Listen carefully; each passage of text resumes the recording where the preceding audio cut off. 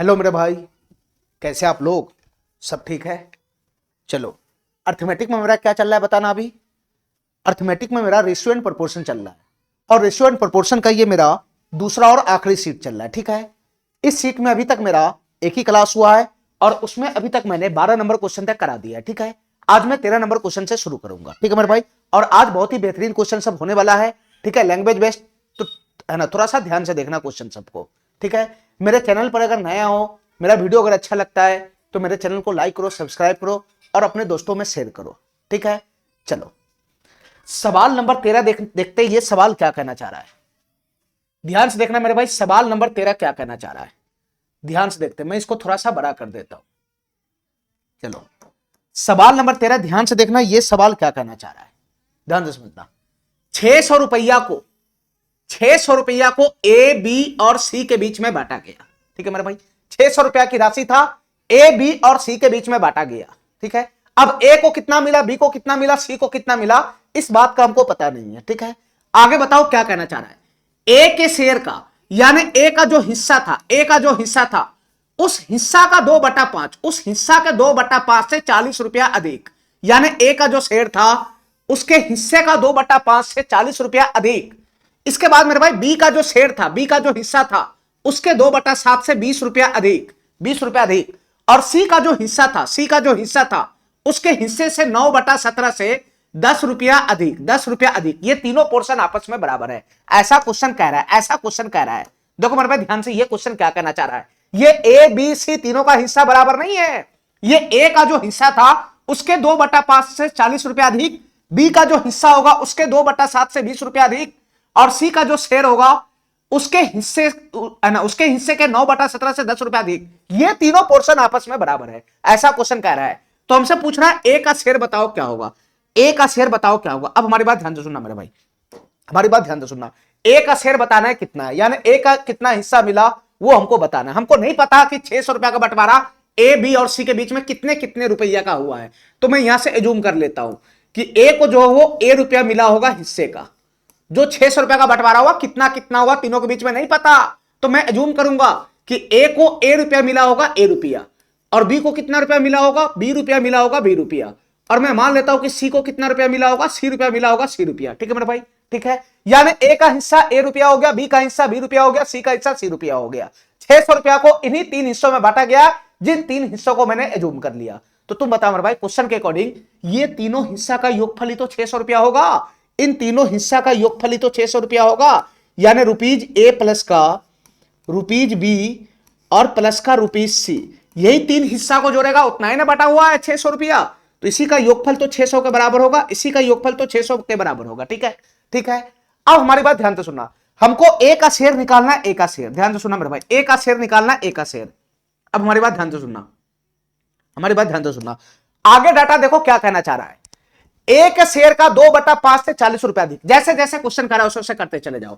ए का शेयर है कितना, ए का शेयर है कितना, ए रुपया है, ए रुपया, ए का शेयर ए रुपया है, ए रुपया, तो जितना शेयर है उसका 2/5, उसका 2/5, उसका 2/5, उसका 2/5, फिर उससे 40 रुपया अधिक, फिर उससे 40 रुपया अधिक। ये इक्वल है, ये इक्वल है, किसके इक्वल है, ये किसके इक्वल है, तो इसके इक्वल है बी के शेयर के 2/7।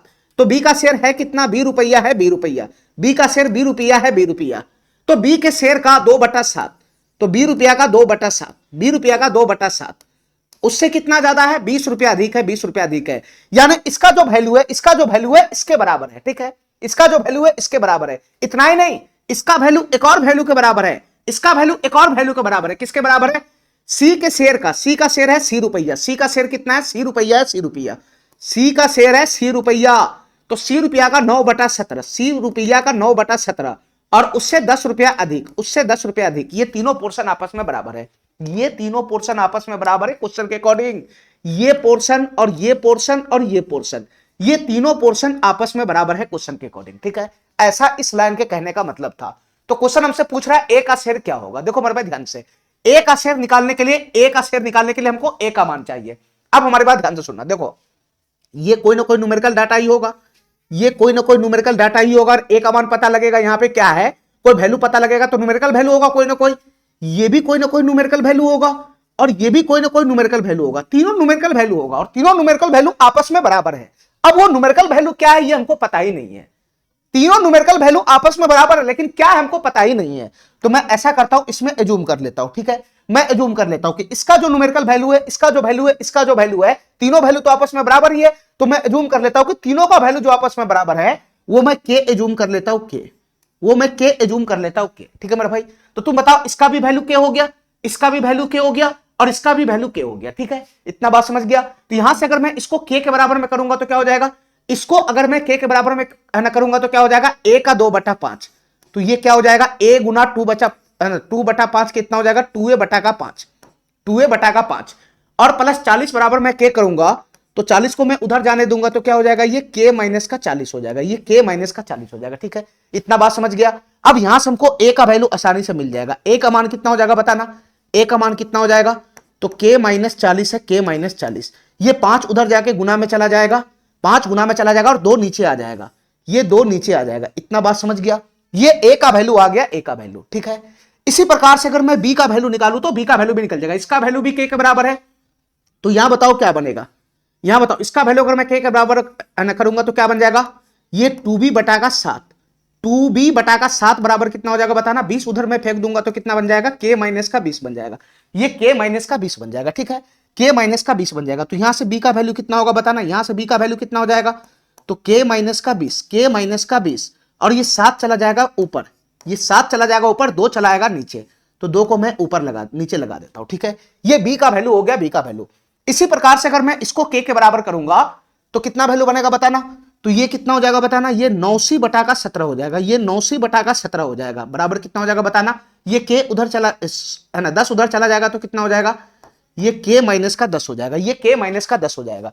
तो यहां से c का वैल्यू कितना बनेगा बताना, यहां से c का वैल्यू कितना बनेगा बताना, तो k माइनस का 10 हो जाएगा, k माइनस का 10 हो जाएगा, गुना का कितना हो जाएगा 17 हो जाएगा और बटा का कितना हो जाएगा 9 हो जाएगा, 9 बटा का कितना हो जाएगा 9 हो जाएगा, 9। इतना बात मेरा समझ में आ रहा है, इतना बात मेरा समझ में आ रहा है, ठीक है मेरे भाई। ये तीनों क्या निकला बताना, ये ए का शेयर निकल गया, ए का शेयर, ये क्या निकला, ये बी का शेयर निकल गया, बी का शेयर, और ये किसका शेयर निकल गया, ये सी का शेयर निकल गया, ए बी सी का वैल्यू निकल गया, ए बी सी का वैल्यू निकल गया, ठीक है, इतना बात मेरा समझ में आ रहा है। क्वेश्चन हमसे पूछ रहा है ए का शेयर कितना है, तो ए का शेयर यही है ना, ए का शेयर यही है ना, तो ए का शेयर यही ना होगा ए का वैल्यू। तो इस क्वेश्चन को सॉल्व करने के लिए ए का शेयर निकालने के लिए किसका जरूरत है हमको, सिर्फ के मान का जरूरत है, के का मान का। अगर मैं के का मान कहीं से भी उठा के ले आता हूं तो बताओ मेरे भाई ए का शेयर आ जाएगा कि नहीं आ जाएगा। अगर मैं के का मान ले आता हूं तो ए का शेयर भी आ जाएगा, बी का भी आ जाएगा, सी का भी आ जाएगा, लेकिन खाली हमको ए का शेयर बताना है। तो ए का शेयर बताना है तो के का मान लाना जरूरी है। अब तुम बताओ मेरे भाई ये के का मान कैसे आएगा बताना, ये के का मान कैसे आएगा, ध्यान से सुना हमारी बात ध्यान से सुना। यहां भी तीनों का शेयर हमको दे रखा है, ए का शेयर ए रुपया, बी का शेयर बी रुपया, सी का शेयर सी रुपया, और यहां भी ए का शेयर है, बी का शेयर है, सी का शेयर है। बस यही ए का शेयर, बी का शेयर, सी का शेयर का वैल्यू उठाकर अगर मैं इस इक्वेशन में पुट करूंगा तो के का मान नहीं आ जाएगा, नहीं आ जाएगा दोनों जगह। तो ए का शेयर ही, ए का शेयर यहां भी है, ए का शेयर यहां भी है, बी का शेयर यहां भी है, बी का शेयर यहां भी है, सी का शेयर यहां भी है, यहां भी है। इसी का वैल्यू अगर मैं उठा के इस इक्वेशन में पुट करूंगा तो के का मान नहीं आ जाएगा, बिल्कुल आ जाएगा। तो बस इसी को उठा के यहां पे पुट करना है। देखो मेरे भाई ध्यान से, ठीक है, ए का शेयर कितना बताना, ए का शेयर ए रुपया है, ए रुपया, और यहां ए का शेयर कितना है, के माइनस 40 गुना 5/2 है। तो मैं इसका वैल्यू उठा के यहां पुट करूंगा तो कितना हो जाएगा, ये हो जाएगा के माइनस 40 और गुना का 5 बटा में कितना आ जाएगा 2 आ जाएगा 2। ये ए का वैल्यू मैं पुट कर दिया, ठीक है। इसी प्रकार से बी और सी का वैल्यू इस इक्वेशन में पुट करना है। बी का वैल्यू कितना है बताना, यहां से बी का वैल्यू कितना है बताना, के माइनस 20 गुना का 7, के माइनस 20 गुना का 7 बटा में कितना आ जाएगा 2 आ जाएगा 2। इसी प्रकार से सी का वैल्यू कितना है बताना, इसी प्रकार से सी का वैल्यू कितना है यहां पे बताना, सी का वैल्यू है के माइनस का 10 और गुना का 17 बटा में कितना हो जाएगा, ये 9 हो जाएगा, 9 गुना में 9 हो जाएगा ना, बटा में 9 हो जाएगा 9। यानी ए बी सी तीनों का मान मैं इस इक्वेशन में पुट कर दिया। तो इसी का वैल्यू किसके बराबर है, 600 के बराबर है, 600 के बराबर। इसी का वैल्यू 600 के बराबर है, 600 के बराबर, ठीक है। बस यहां से अगर मैं सॉल्व करूंगा तो के का मान हमारा आ जाएगा, यहां से अगर मैं सॉल्व करूंगा तो के का मान आ जाएगा। अब हमारी बात ध्यान से सुनना, थोड़ा सा बुद्धि लगा के इस क्वेश्चन को सॉल्व करना है, ठीक है, थोड़ा सा बुद्धि लगा के सॉल्व करना है, ध्यान से सुना है। तो बटा पर का जोड़ ही, तो मैं ऐसा करता हूं कि यहां भी नीचे 2 है, यहां भी नीचे 2 है, इसका एलसीएम तो सेम बनेगा 2 का। तो पहले आराम से मैं इन दोनों पोर्शन को पहले मैं सॉल्व कर लेता हूं, ठीक है, इन दोनों पोर्शन को मैं पहले आराम से सॉल्व कर लेता हूं, ठीक है, बाद में उसका मैं जोड़ इसके साथ लगा दूंगा, ठीक है। तो तुम बताओ अगर मैं इन दोनों पोर्शन को सॉल्व करूंगा, इन दोनों पोर्शन को अगर मैं सॉल्व करूंगा तो एलसीएम क्या बन जाएगा, 2 ही बनेगा। इन दोनों पोर्शन का एलसीएम 2 ही बनेगा। अब 2 एलसीएम बनेगा तो ऊपर सेम टू सेम आएगा, ऊपर सेम टू सेम आएगा तो डायरेक्ट मैं यहां पे सेम टू सेम आएगा तो डायरेक्ट मैं दोनों पोर्शन को जोड़ देता हूं। देखो मेरे भाई ध्यान से कैसे जोड़ना है। यहां कोष्ठ खोलेगा तो 5 के बनेगा और यहां कोष्ठ खोलेगा तो 7 के बनेगा। तो 5 के प्लस का बीच में प्लस है तो 5 के प्लस 7 के कितना हो जाएगा, यहां पे हो जाएगा 12 के, यहां पर हो जाएगा 12 के। ठीक है, अब यहां कोष्ठ खोलेगा तो कितना हो जाएगा, माइनस का 200 और यहां कोष्ठ खोलेगा तो कितना हो जाएगा, माइनस का 140। अरे यहां कोष्ठ खोलेगा तो माइनस का 200 बनेगा, ये 5 गुना माइनस 40 और यहां कोष्ठ खोलेगा तो कितना बनेगा, ये 20 सत्ते 140, माइनस का 140 बनेगा। अब वापस इसको जोड़ेगा तो माइनस का 340 नहीं बनेगा, ये माइनस का 340 नहीं बनेगा तो यहां कितना हो जाएगा, माइनस का 340, माइनस का 340। ठीक है मेरे भाई, इन दोनों पोर्शन को मैं जोड़ दिया, इन दोनों पोर्शन को मैं जोड़ दिया। अब हमारी बात ध्यान से सुनना, हमारी बात ध्यान से सुनना, हमारी बात ध्यान से सुनना, यहां ध्यान से देखना। यहां 2 से है ना, 2 से कट जाएगा ये। देखो मेरे भाई ऊपर अगर मैं 2 कॉमन खींचूंगा तो 2 से ये कट जाएगा, ये 6 हो जाएगा और ये कितना हो जाएगा, 2 से कट के 170 हो जाएगा। तो फाइनली इस वाले पोर्शन का योगफल कितना आया, फाइनली इस वाले पोर्शन का योगफल कितना है बताना मेरे भाई, इस वाले पोर्शन का योगफल कितना आया फाइनली, तो इस वाले पोर्शन का योगफल आया फाइनली 6k माइनस का 170, 6k माइनस का 170 आ गया। इन दोनों पोर्शन का योगफल ये आ गया 6k माइनस 170। लेकिन इसके साथ ये भी जुटा हुआ है, इसके साथ ये भी जुटा हुआ है, प्लस का k माइनस 10, प्लस का k माइनस 10 और गुना का 17 है, गुना का 17 है और बटा का 9 है, बटा का 9 है और इक्वल्स में कितना है, इक्वल में 600 है, 600 इक्वल में कितना है, 600 है, 600। ठीक है मेरे भाई, बस उसी को खाली जोड़ना है, यहां पे इसी को खाली जोड़ना है, इसी को खाली जोड़ना है। तो तुम बता मेरे भाई, यहां अगर मैं जोड़ूंगा तो हमारा एलसीएम कितना बनेगा, 9 बनेगा, 9। अरे 9 ही तो एलसीएम बनेगा, यहां नीचे कुछ नहीं है तो दोनों का एलसीएम 9 ही बनेगा। अब 9 यहां पर है तो इसकी गुना सीधा इसमें हो जाएगा, तो 9 की गुना 6 के में होगा तो कितना हो जाएगा, ये 54 के हो जाएगा, 54 के, 9 छक 54 के, माइनस 9 की गुना 170 में होगा तो कितना हो जाएगा, 153 पे एक जीरो चला जाएगा, नहीं आ जाएगा और ये पोर्शन सेम टू सेम आ जाएगा, प्लस का, प्लस का। अब ये पोर्शन सेम टू सेम उतरेगा तो मैं 17 को गुना करा देता हूं, अंदर में सेम टू सेम उतार देता हूं। तो 17 की गुना के में होगा तो ये कितना हो जाएगा, ये 17 के हो जाएगा, 17 के माइनस का, माइनस का 17 की गुना 10 में होगा तो कितना हो जाएगा, 170 हो जाएगा, बराबर कितना हो जाएगा, ये 600 हो जाएगा, 600। इतना बात मेरा समझ में आ रहा है, इतना बात समझ में आ रहा है। बस आगे कैलकुलेशन बढ़ाओ, आगे कैलकुलेशन बढ़ाओ। तुम बताओ मेरा भाई 54 के प्लस 17 के कितना हो जाएगा, 54 प्लस 17 कितना हो जाएगा, 71 के हो जाएगा, 71 के, ये 71 के हो जाएगा। और यहां बताओ मेरे भाई 1530 और माइनस 170, माइनस 1530 माइनस 170, इन दोनों को मैं जोड़ूंगा तो कितना हो जाएगा, चिन्ह तो माइनस के रहेगा लेकिन जुड़ जाएगा। ये 1530 में 70 जोड़ूंगा तो 1600 और एक हो जाएगा 1700, ये हो जाएगा माइनस का 1700, माइनस का 1700 हो जाएगा। ठीक है, इतना बात समझ में आ रहा है। 9 क्रॉस गुना करके उधर जाएगा तो 9 6 कितना हो जाएगा, ये 5400 हो जाएगा, 5400, 9 6 कितना है ना, 900, 600 की गुना 9 में होगा तो 5400 हो जाएगा। अब बताओ मेरे भाई, यहां से अगर मैं इसको इधर भेज दूंगा तो 71 के का वैल्यू कितना हो जाएगा बताना, 71 के का वैल्यू कितना हो जाएगा, 1700 उधर चला जाएगा तो 5400 और 1700 कितना हो जाएगा बताना, 54 और 7 होता है कितना, 61 और 10 7100 हो जाएगा। यहां से कितना हो जाएगा, ये जुट के 7100 हो जाएगा, 7100। तो तुम बताओ मेरे भाई 71 से ये 7100 कितना मरतबे चला जाएगा, 100 मरतबे चला गया। तो के का मान कितना आ गया, फाइनली 100 आ गया, 100। के का मान जैसे ही आ गया तो मैं तीनों का शेयर निकाल सकता हूं, के का मान जैसे ही आ गया मैं तीनों का शेयर निकाल सकता हूं। लेकिन क्वेश्चन खाली हमसे ए का शेयर पूछ रहा है, क्या होगा, तो ए का शेयर यही है ना, ए का शेयर यही है ना। तो तू बता मेरे भाई ए का शेयर कितना बनेगा, ए का शेयर कितना बनेगा। इस डाटा में अगर मैं के का वैल्यू पुट करूंगा तो ए का शेयर नहीं आ जाएगा, तो ए बराबर कितना बनेगा, के माइनस 40। तो के की जगह कितना है, 100 है, 100, तो 100 माइनस का 40 हो जाएगा, 100 माइनस का 40 हो जाएगा। और गुना का क्या है, 5 है, बटा का कितना है, 2 है। तो तुम बता मेरे भाई फाइनल कैलकुलेशन करके क्या बनेगा, 100 में से 40 गया तो 60 हो जाएगा, 60 हो जाएगा। और 60 की गुना 5 में होगा तो 300 हो जाएगा, 300 बटा 2 कितना हो जाएगा, 150 हो जाएगा, 150। यानी ए का शेयर कितना हो गया, 150 रुपया हो गया, 150 रुपया। ठीक है मेरे भाई, खाली ए का शेयर पूछ रहा था तो ए का शेयर कितना हो गया, 150 रुपया हो गया, 150 रुपया। ए नंबर ऑप्शन हमारा करेक्ट हो जाएगा। ठीक है, ठीक है, मेंस लेवल का ये क्वेश्चन है इसलिए थोड़ा सा कैलकुलेशन इसमें करना पड़ेगा। ठीक है, चलो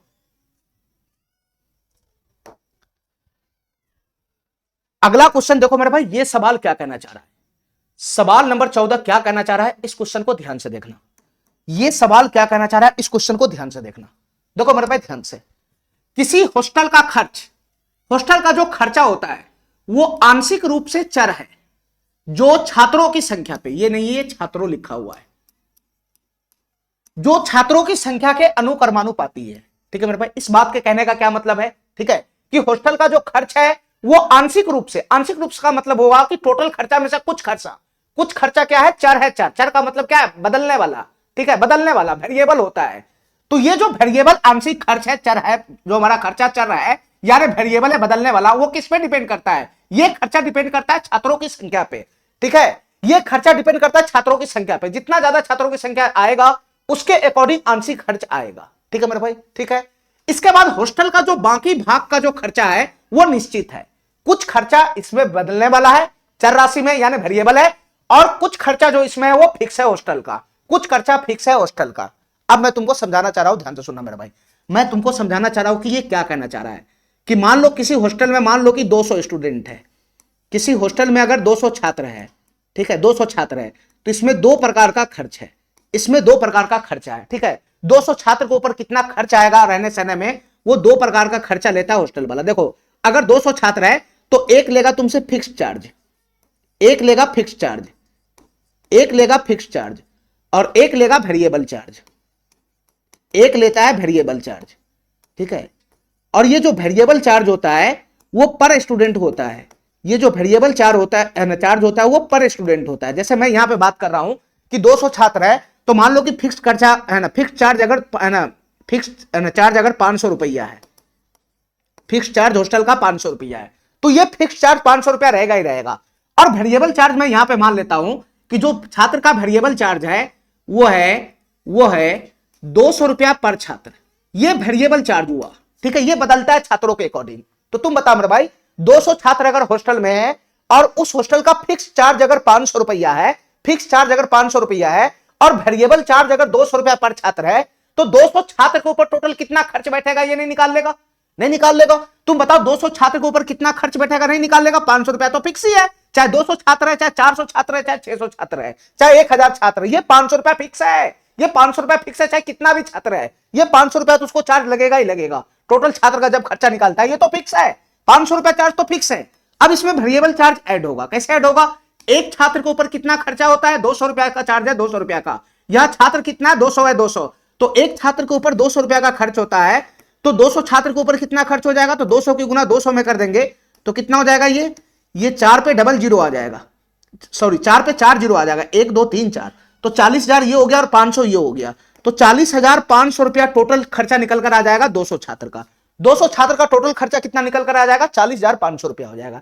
अरे इतना बात समझ रहा है, हॉस्टल में दो रंग का चार्ज, एक फिक्स है और एक वेरिएबल है, वेरिएबल चार्ज पर स्टूडेंट के हिसाब से लगता है, ठीक है। बस इसी बात को ये क्वेश्चन कहना चाह रहा है, इसी बात को ये क्वेश्चन कहना चाह रहा है, ठीक है मेरे भाई, इसी बात को ये क्वेश्चन कहना चाह रहा है कि हॉस्टल का जो चार्ज है वो दो तरीका का है, एक फिक्स है और एक वेरिएबल है, एक फिक्स चार्ज है, एक वेरिएबल चार्ज है। और ना तो फिक्स चार्ज के बारे में बोल रहा है क्वेश्चन की कितना फिक्स है, और ना तो वेरिएबल चार्ज के बारे में बोल रहा है क्वेश्चन की कितना वेरिएबल चार्ज है, कुछ भी नहीं बोल रहा है, सीधा आगे बोल रहा है कि 120 छात्रों का टोटल खर्च कितना है, 8400 रुपया है, और 150 छात्रों का टोटल खर्च कितना है, 10,000 रुपया है, तो 330 छात्रों का टोटल खर्च बताओ क्या होगा। तो इस क्वेश्चन को सॉल्व करने के लिए हमको क्या चाहिए, इस क्वेश्चन को सॉल्व करने के लिए हमको चाहिए कि उस हॉस्टल का फिक्स्ड चार्ज क्या है। इस क्वेश्चन को सॉल्व करने के लिए हमको चाहिए कि उस हॉस्टल का फिक्स्ड चार्ज क्या है, और दूसरा चीज चाहिए कि उस हॉस्टल का वेरिएबल चार्ज क्या है, वेरिएबल चार्ज क्या है, वेरिएबल चार्ज क्या है। और वेरिएबल जो चार्ज होता है वो पर स्टूडेंट के हिसाब से लग रहा है, पर स्टूडेंट के हिसाब से लग रहा है क्वेश्चन के अकॉर्डिंग। ये दोनों खर्चा अगर हमको पता चल जाएगा, ये दोनों खर्चा अगर पता चल जाएगा तो 330 छात्रों का कुल खर्च मैं निकाल लूंगा, ठीक है मेरे भाई। तो तुम बताओ, ये दोनों चार्ज तो क्वेश्चन में है ही नहीं, तो यहां एज्यूम करना पड़ेगा, एज्यूम करना पड़ेगा, ठीक है। मैं ऐसा एज्यूम करके काम करता हूं, ध्यान से सुनना। मैं मानता हूं कि इस हॉस्टल का जो फिक्स्ड चार्ज है, चाहे कितना भी स्टूडेंट रहे, फिक्स्ड चार्ज तो लगभग करेगा। मैं मानता हूं कि फिक्स्ड जो चार्ज है वो मैं मानता हूं कि 100 रुपया है, 100 रुपया फिक्स्ड चार्ज कितना है, 100 रुपया है, 100 रुपया, ठीक है, ठीक है। और मैं वेरिएबल चार्ज मानता हूं कि Y रुपया है। मैं वेरिएबल चार्ज कितना मानता हूं, मैं वेरिएबल चार्ज कितना मानता हूं, मैं वेरिएबल चार्ज मानता हूं जो फिक्स नहीं है उसी को वेरिएबल बोला जाता है। मैं मानता हूं कि Y रुपया है, Y रुपया। तो जो वेरिएबल चार्ज जो है वो पर स्टूडेंट के हिसाब से लगता है, ये बदलता है, ठीक है। Y रुपया पर स्टूडेंट वेरिएबल चार्ज है, ठीक है। और फिक्स चार्ज कितना है हॉस्टल का, 100 रुपया है।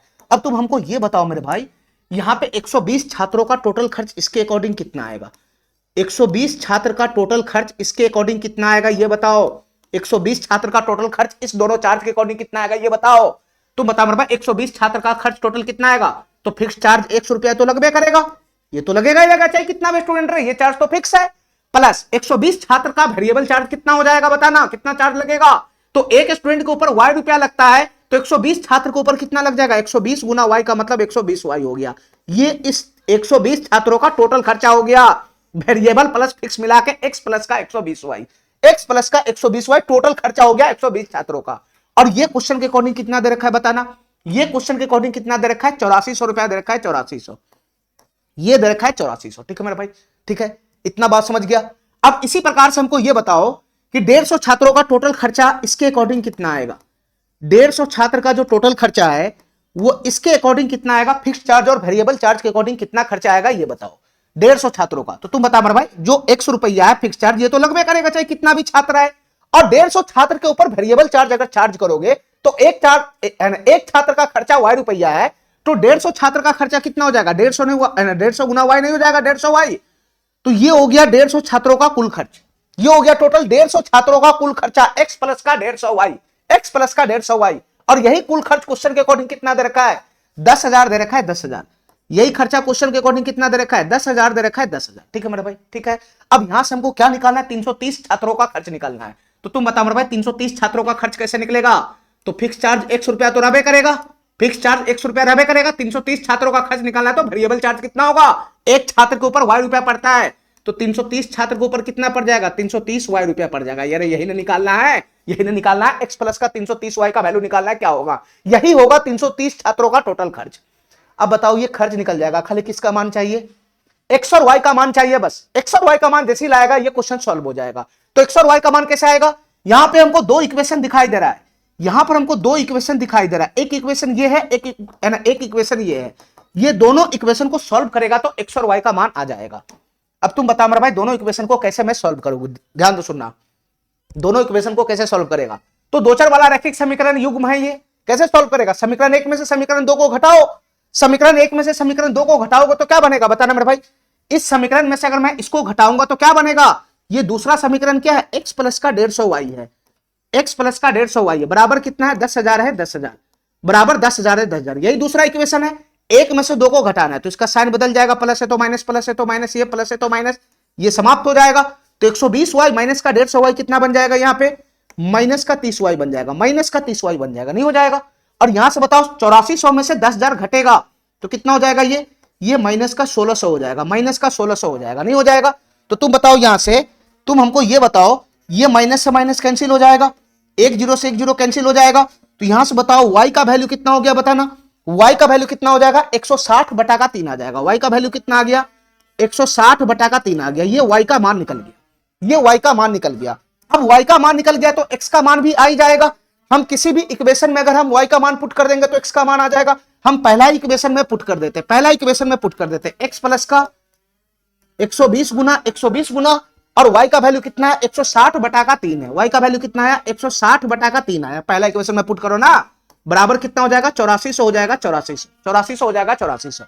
इतना बात समझ रहा है मेरा।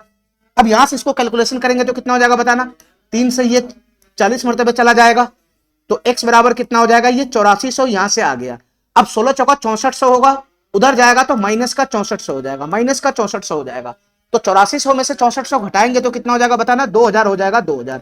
तो यहां से x और y का मान आ गया, x और y का मान जैसे ही आया तो ये क्वेश्चन हमारा नहीं निपट जाएगा। बताओ 330 छात्रों का खर्च निकाल कर तो मैं बैठा ही हूं, तो x का वैल्यू कितना आया, 2000 आया, 2000 x का वैल्यू 2000 आया, प्लस का 330 गुना y का वैल्यू कितना लाया, बताना y का वैल्यू कितना, 160 बटा का 3 है, y का वैल्यू कितना, 160 बटा का 3 है। बस इसका कैलकुलेशन करना है, कैलकुलेशन करेगा यहां से तो तुम बताओ 330 छात्रों का खर्च नहीं निकल जाएगा।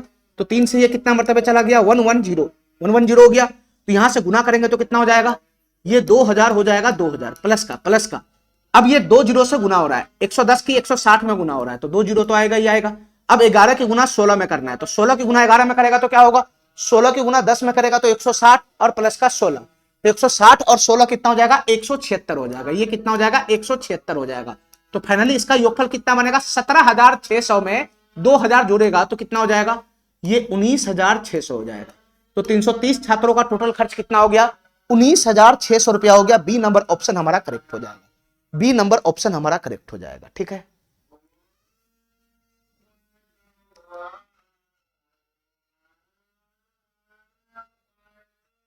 चलो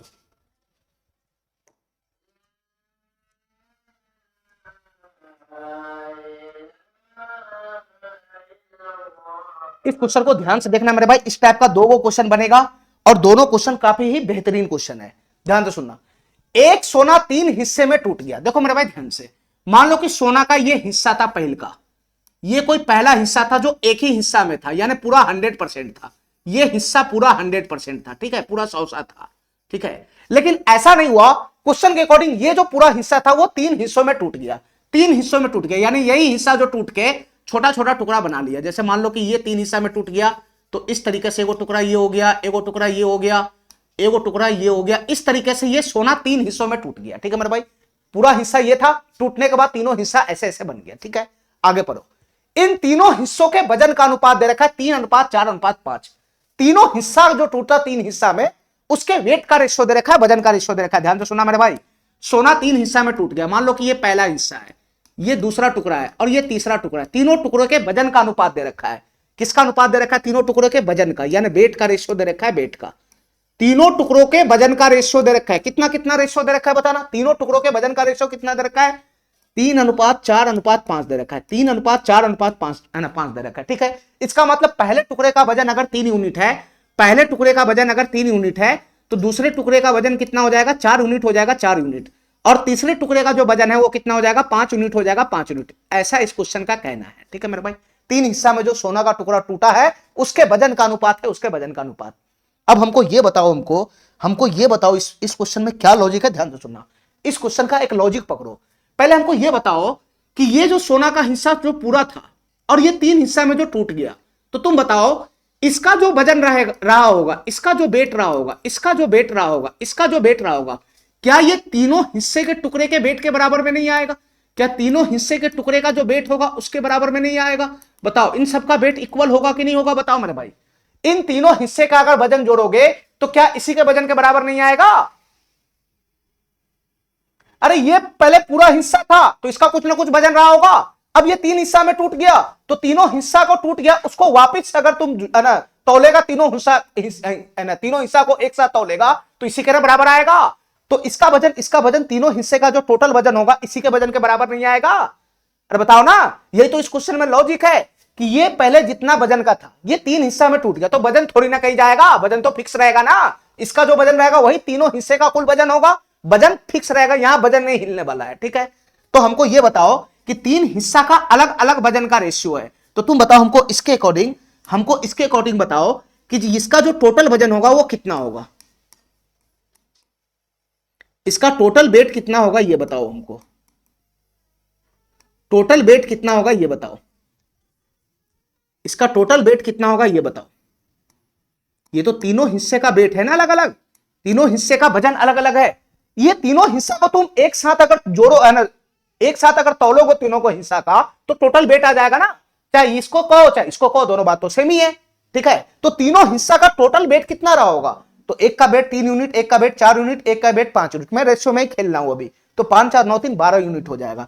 तीनों हिस्सा को अगर तोलेगा तो टोटल वेट कितना हो जाएगा? 12 यूनिट हो जाएगा, 12 यूनिट, ठीक है। ये तीनों हिस्सा का टोटल वेट बोलो, या तीनों हिस्सा टूटने से पहले पूरे हिस्सा का वेट वजन बोलो, दोनों बात सेम होगा। वेट कहीं नहीं जाएगा, इतना बात दिमाग में रखना, वेट टोटल वेट कहीं नहीं जाएगा, चाहे वो 100 टुकड़ा हो चाहे 50 टुकड़ा में टूट जाए, ठीक है। वेट कहीं पे भी नहीं जाता, वेट दोनों का सेम रहता है, ठीक है। चलो मेरे भाई आगे पढ़ो, आगे पढ़ो। सोने की कीमत इसके वजन के वर्ग के अनुक्रमानुपाती है। सोने का जो प्राइस है, ध्यान से सुनना मेरे भाई, सोने का जो प्राइस है, यहां ध्यान से देखना, सोने का जो प्राइस है वो इसके वजन के वर्ग के अनुक्रमानुपाती है। यानी प्राइस प्रोपोर्शनल टू क्या है? प्राइस प्रोपोर्शनल टू क्या है? इसके वजन के वर्ग का। तो इसका वजन मैं मान लेता हूं W, सोने का वजन को मैं नाम देता हूं W। तो सोने का जो प्राइस है वो इसके वजन के स्क्वायर के अनुक्रमानुपाती है। तो ये भी तो एक प्रकार का रेशियो होता है, प्रोपोर्शनल भी तो एक प्रकार का रेशियो ही होता है। यानी जो प्राइस होगा सोने का वो किसके अनुक्रमानुपाती है? तो जो उस सोने का वजन होगा उसका स्क्वायर कर दो, उसके अनुक्रमानुपाती हो जाएगा, ठीक है मेरे भाई, ठीक है। तो तुम बताओ, ये सोने के वेट का रेशियो, ये सोने के वेट का रेशियो, ये सोने के वेट का रेशियो है, तो सोने के प्राइस का रेशियो कितना हो जाएगा? ये तीनों हिस्से के प्राइस का रेशियो कितना हो जाएगा? ये तीनों हिस्से के वेट का रेशियो है, तो तीनों हिस्से के प्राइस का रेशियो कितना हो जाएगा? इतना बताओ ना। प्राइस किस पे डिपेंड कर रहा है? वेट के स्क्वायर पे। जितना वेट होगा उसका स्क्वायर कर दो, वही तो प्राइस होगा। तो तुम बताओ इस हिस्से का प्राइस कितना हो जाएगा? इस हिस्से का प्राइस, तो इस हिस्से का वेट है 3 यूनिट, 3 यहां पुट करोगे तो 3 का स्क्वायर हो जाएगा 9, तो इसका प्राइस हो जाएगा 9 यूनिट। इस हिस्से का प्राइस हो जाएगा 9 यूनिट, ठीक है। इस हिस्से का प्राइस कितना हो जाएगा? 9 यूनिट। ये प्राइस का रेशियो है। तुम बताओ इस हिस्से का वेट कितना है? 4 यूनिट, वहां पुट करोगे तो 4 का स्क्वायर 16, तो इस हिस्से का जो प्राइस हो जाएगा वो कितना हो जाएगा? 16 यूनिट हो जाएगा। 16 यूनिट। सारा खेल अभी रेशियो में चल रहा है, ठीक है। अब बताओ हमको इस हिस्से का प्राइस कितना हो जाएगा? अरे प्राइस जो है वो वेट का स्क्वायर के बराबर में आ रहा है। इस हिस्से का अगर वेट 5 यूनिट है, 5 यहां पुट करोगे तो 5 का स्क्वायर 25, तो प्राइस कितना हो जाएगा? 25 यूनिट नहीं हो जाएगा? इसका प्राइस कितना हो जाएगा? 25 यूनिट हो जाएगा। 25 यूनिट, ठीक है मेरे भाई। इसका प्राइस कितना हो जाएगा? 25 यूनिट हो जाएगा। 25 यूनिट, ठीक है मेरे भाई। अब हमारी बात ध्यान से सुनना, हमारी बात ध्यान से सुनना।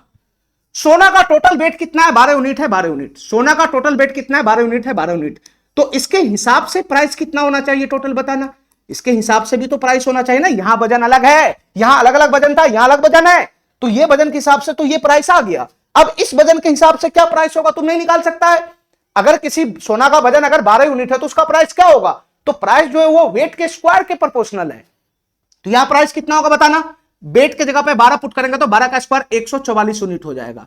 ये 144 यूनिट हो जाएगा। सारा खेल में रेशियो में खेल रहा हूं, ठीक है। सारा खेल में रेशियो में खेल रहा हूं। अब हमारी बात ध्यान से सुनना, हमारी बात ध्यान से सुनना।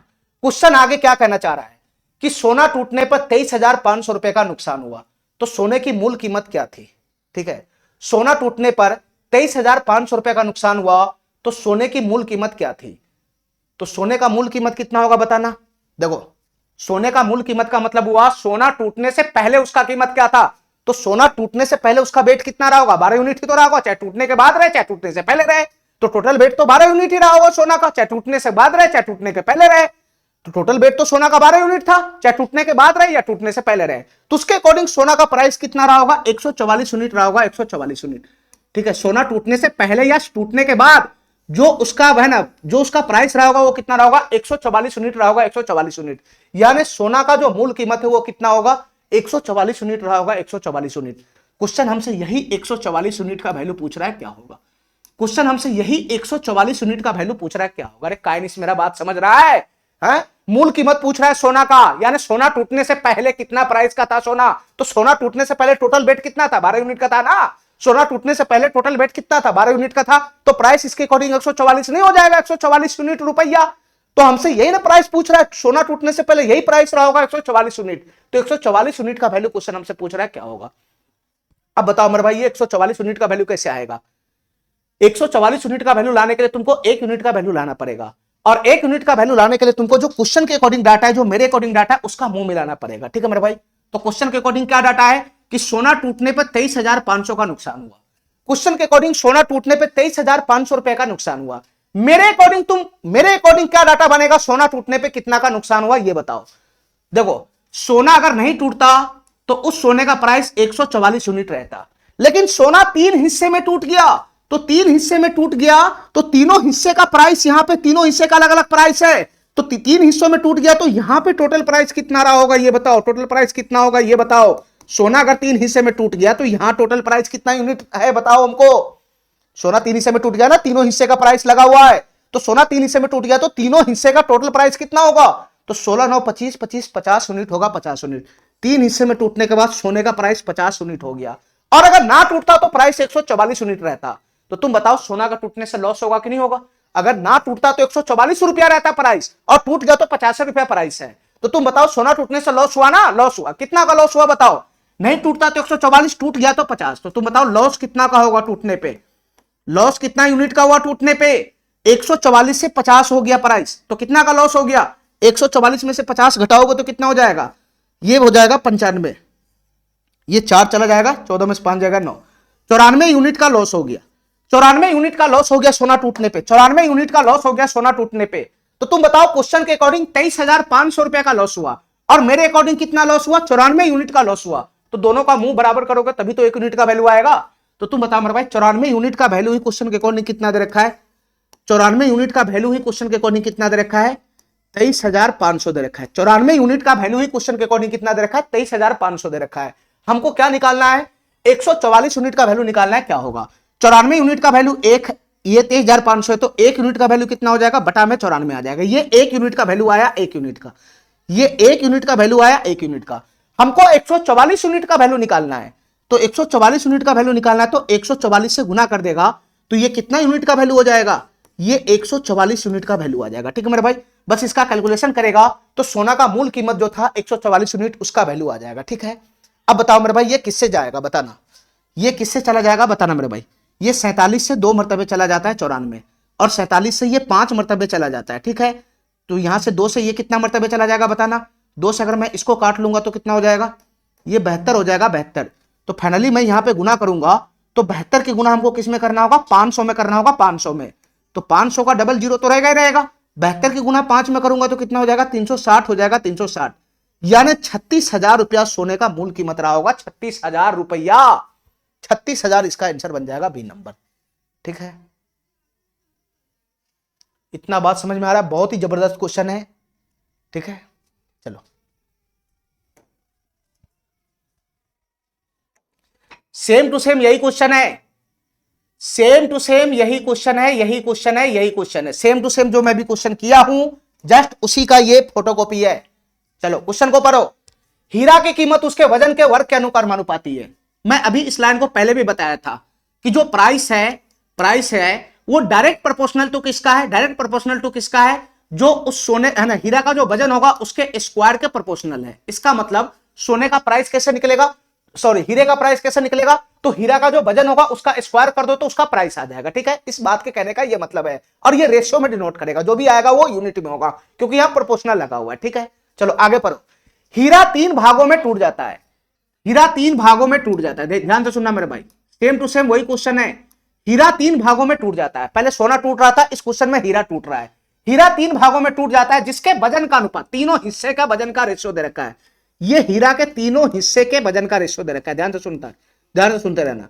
हीरा के तीनों हिस्से के वजन है ना, तीनों हिस्से का जो वजन है उसका रेशियो दे रखा है। कितना दे रखा है बताना, 3:4:5 दे रखा है। मान लो कि ये पहला हिस्सा हीरे का, ये दूसरा हिस्सा है, ये तीसरा हिस्सा, तीनों हिस्से के वजन का रेशियो दे रखा है। ठीक, आगे पढ़ो। यदि हीरा 3:4:5 में ना टूटकर, यदि हीरा 9:5:2 में टूटा होता तो 1,52,000 रुपया का लाभ होता। देखो मेरे भाई ध्यान से क्या कहना चाह रहा है क्वेश्चन, देखो ध्यान से।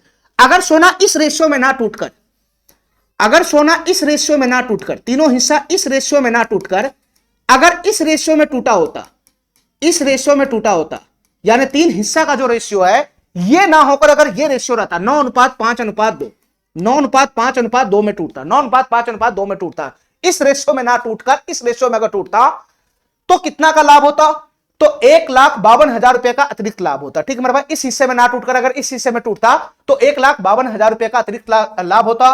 तो हीरे की वास्तविक कीमत क्या है यह निकालना। देखो मेरे भाई ध्यान से, हमारी बात ध्यान से सुनना। मैं तुमको इससे पहले वाला क्वेश्चन में यही बताया था कि अगर कोई वस्तु टूटता है, चाहे वो 3 पार्ट में टूटे, चाहे 10 पार्ट में टूटे, चाहे 500 पार्ट में टूटे, ठीक है, तो जो वस्तु टूटने से पहले जितना वजन रहता है, टूटने के बाद वो जितना हिस्से में टूटेगा सबके वजन का योगफल दोनों का बराबर होगा। ठीक है, टूटने से वजन कहीं नहीं जाता, वजन फिक्स होता है। तो तुम बता मेरे भाई, अगर वो हीरा इन 3 हिस्सों में टूट गया तो उसके वजन का रेशियो ये रहा, 3, 4 और 5 के रेशियो में टूट गया, ये वजन का रेशियो है।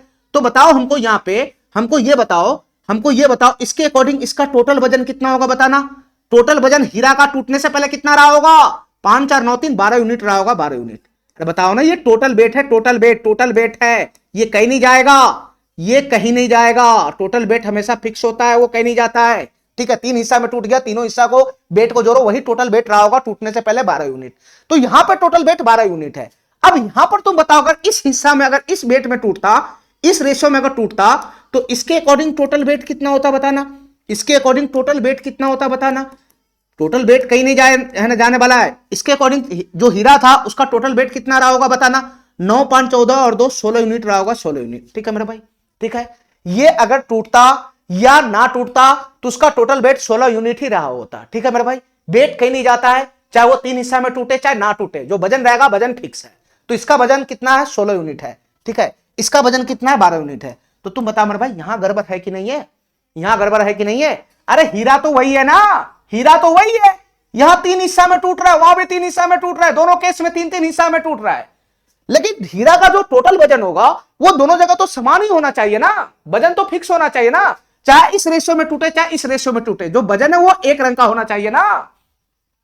अरे काय नहीं मेरा बात समझ रहा है, हीरा तो वही है ना, चाहे इस रेशियो में टूटे चाहे उस रेशियो में टूटे, लेकिन उसका जो टोटल वजन है दोनों जगह समान होना चाहिए ना। यहां 12 यूनिट का टोटल वजन है, वहां 16 यूनिट का टोटल वजन है, तो ये गड़बड़ हो गया ना। हीरा तो वही चीज है, वजन तो सेम होना चाहिए, यहां वजन टोटल वेट 12 है, वहां टोटल वेट 16 है, तो दोनों जगह वजन अलग अलग है, दोनों जगह वजन अलग अलग है। मैं क्या करूंगा, दोनों जगह वजन को सेम कर लूंगा, क्योंकि हीरा तो सेम ही चीज है, वही हीरा है, इस रेशो में टूटे चाहे उस रेशो में टूटे, वजन तो दोनों जगह बराबर होना चाहिए, तो दोनों वेट को बराबर करो। तो तुम बता मेरे भाई, दोनों वजन को कैसे बराबर करेंगे बताना।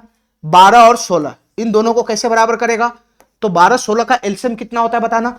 12 16 का एलसीएम कितना होता है, 48 होता है, 48 ठीक है, 48 होता है। तो इसको क्या करो, दोनों जगह 48 बना लो, ठीक है मेरे भाई, इसको 48 बना लो। तो 12 की गुना 4 में कर देंगे तो ये 48 हो जाएगा, और 16 की गुना अगर मैं 3 में कर दूंगा तो ये 48 हो जाएगा, ठीक है मेरे भाई। अब हमको ये बताओ, हमको ये बताओ कि ये एक प्रकार का रेशियो ही तो है। देखो मेरे भाई ध्यान से, ये एक प्रकार का रेशियो ही तो था, ये एक प्रकार का रेशियो ही तो था, ध्यान से सुनना हमारी बात, ये एक प्रकार का रेशियो ही तो था, पहला हिस्सा दूसरा हिस्सा तीसरा हिस्सा और टोटल वेट का, ये एक प्रकार का रेशियो ही तो है, पहला हिस्सा दूसरा हिस्सा तीसरा हिस्सा और टोटल वेट का, ये एक प्रकार का रेशियो ही तो है। अब तुम बताओ मेरे भाई, ये चारों के बीच में अगर ये एक प्रकार का रेशियो ही तो हो गया चारों के बीच में, यहां भी एक प्रकार का रेशियो होगा चारों के बीच में, ये चारों के बीच में एक प्रकार का रेशियो हो गया, और रेशियो में तुम खाली एक पोर्शन में गुना करेगा तो पूरे रेशियो में गुना करना पड़ जाता है, पूरे रेशियो में गुना करना पड़ जाता है। तो तुम बताओ, यहां भी ये चारों में रेशियो है, तो मैं एक में गुना थोड़ी ना कर सकता हूं, मैं पूरे रेशियो में गुना करना पड़ जाएगा, तो पूरे रेशियो में गुना करना पड़ जाएगा, ठीक है। तो तुम बताओ, पूरे रेशियो में अगर मैं गुना करूंगा तो बताओ सबका रेशियो फिर से बदल जाएगा। अब बताओ पहले हिस्से का टोटल वेट कितना हो जाएगा बताना। 4 की गुना 3 में करूंगा तो 12 यूनिट हो जाएगा। दूसरे हिस्से का वेट कितना हो जाएगा बदल के बताना, 16 यूनिट हो जाएगा। तीसरे हिस्से का वेट बदल के कितना हो जाएगा, 20 यूनिट का हो जाएगा, 20 यूनिट का। और टोटल वेट बदल के कितना हो जाएगा, 12 यूनिट था तो 12 चौक 48 यूनिट हो गया, 48 यूनिट, ठीक है मेरे भाई, इतना बात समझ गया।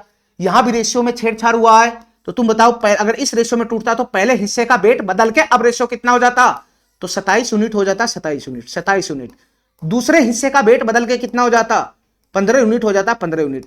तीसरे हिस्से का वेट बदल के कितना हो जाता, 6 यूनिट हो जाता, 6 यूनिट। और टोटल वेट बदल के कितना हो जाता, 48 यूनिट हो जाता, 48 यूनिट। तो तुम बताओ मेरे भाई, अब जो टोटल वेट है यहां पर भी 48 यूनिट है, यहां पर भी 48 यूनिट है, ठीक है, चाहे इस रेशियो में टूटे चाहे उस रेशियो में टूटे, वेट इसका तो फिक्स है, तो फिक्स ही है, यहां 48 है तो वहां भी 48 है, अब सब चीज सही हो गया, अब सब चीज सही हो गया। अब हमारी बात ध्यान से सुनना, अब क्वेश्चन हमसे आगे क्या कहना चाह रहा है, ध्यान से सुनना, मैंने रेशियो को बैलेंस कर लिया।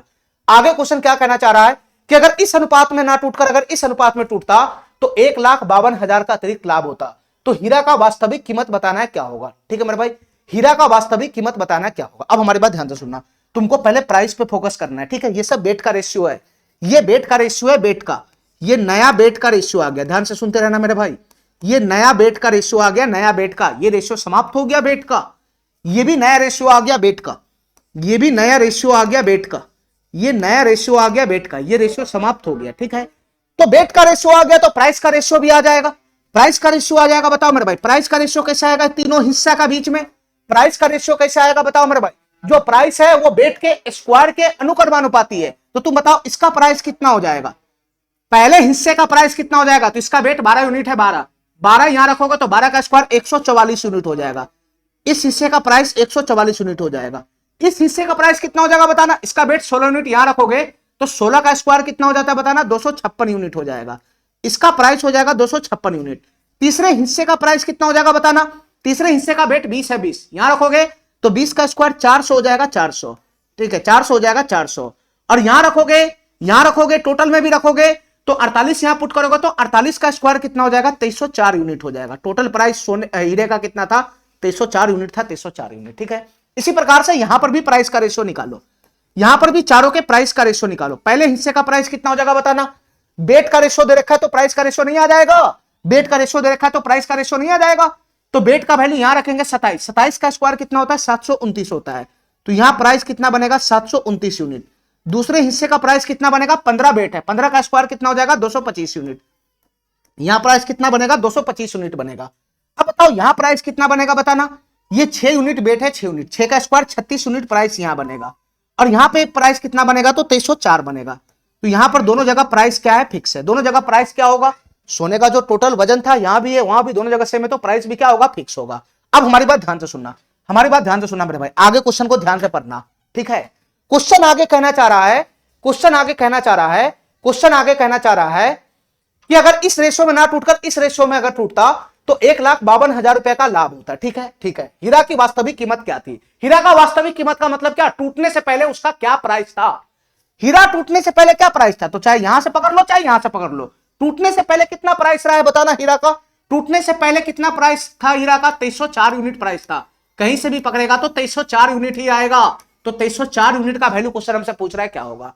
अब तुम बता मेरे भाई, 2304 यूनिट का वैल्यू निकालने के लिए हमको किसका वैल्यू चाहिए, 1 यूनिट का वैल्यू चाहिए, 1 यूनिट का। और 1 यूनिट का वैल्यू कैसे आएगा, जो क्वेश्चन के अकॉर्डिंग डाटा है, जो मेरे अकॉर्डिंग डाटा है उसका मैं मुंह मिलाऊंगा तब जाकर 1 यूनिट का वैल्यू आएगा। अब तुम बताओ मेरे भाई, क्वेश्चन के अकॉर्डिंग क्या डाटा है कि इस अनुपात में ना टूटकर इस अनुपात में टूटता तो 1,52,000 का लाभ होता। ठीक है, तो क्वेश्चन के अकॉर्डिंग 1,52,000 का लाभ हो रहा है, इसमें ना टूटकर इसमें टूटता तो, लेकिन मेरे अकॉर्डिंग कितना लाभ हो रहा है, अगर इसमें ना टूटकर इसमें टूटता तो कितना का लाभ होता मेरे अकॉर्डिंग, ये बताओ कितना का अतिरिक्त लाभ होता मेरे अकॉर्डिंग बताओ। तो तुम बताओ, अगर इस रेशियो में टूटता तो यहां टोटल प्राइस कितना बनना है बताओ ना, तीनों हिस्से का टोटल प्राइस कितना बनना है, मैं खाली तीनों हिस्से का टोटल प्राइस लगा रहा हूं। अगर इस रेशियो में टूटता तो ये तीनों हिस्से का टोटल प्राइस कितना होता है बताना, तीनों हिस्से में टोटल प्राइस कितना होता है बताना मेरे भाई, तीनों हिस्से का टोटल प्राइस कितना होता है बताना। 256, 256 में 44 जोड़ेगा तो कितना हो जाएगा, ये 56 4 60 100, 300 1 400 400 800। मेरे अकॉर्डिंग ये तीनों हिस्से का प्राइस ये रहता, अगर इस रेशियो में टूटता इस रेशियो में टूटता तो मेरे अकॉर्डिंग तीनों हिस्से का टोटल प्राइस ये रहता। ठीक है, लेकिन क्वेश्चन के अकॉर्डिंग अगर इस हिस्से में टूटता तो तुम बता मेरे भाई, अगर इस हिस्से में टूटता इस रेशियो में टूटता तो तीनों हिस्से का टोटल प्राइस मेरे अकॉर्डिंग कितना होता बताना, मेरे अकॉर्डिंग तीनों हिस्से का टोटल प्राइस कितना बनेगा ये बताना मेरे भाई। अगर इस रेशियो में टूटता तो टोटल प्राइस कितना बनता तीनों हिस्से का, तो ये कितना बनता 729 में 225 36 जोड़ना है, 700 200 900, 900 हो जाएगा ये, 6 5 11 11 9 20 के 0 हासिल 2 चला गया, 3 2 5 5 2 7 7 2 9। ठीक है, और यहां कितना बन जाएगा 7 2 9, 990 हो जाता है, 990 यूनिट। ठीक है, अगर इस रेशियो में हीरा टूटा होता तो तीनों पोर्शन का टोटल प्राइस होता 990 यूनिट, और यहां तीनों पोर्शन का टोटल प्राइस कितना है 800 यूनिट है, 800 यूनिट। तो इस हिस्से में ना टूटकर अगर इस हिस्से में टूटता तो मेरे अकॉर्डिंग कितना यूनिट का लाभ होता बताओ, मेरे अकॉर्डिंग कितना यूनिट का लाभ होता। तो 800 रुपया से 990 रुपया मिलता तो कितना यूनिट का लाभ होता, 190 यूनिट का 190 यूनिट का लाभ नहीं होता। अरे बताओ ना, अगर इस रेशो में ना टूटकर इस रेशो में टूटता तो मेरे अकॉर्डिंग कितना यूनिट का लाभ होता।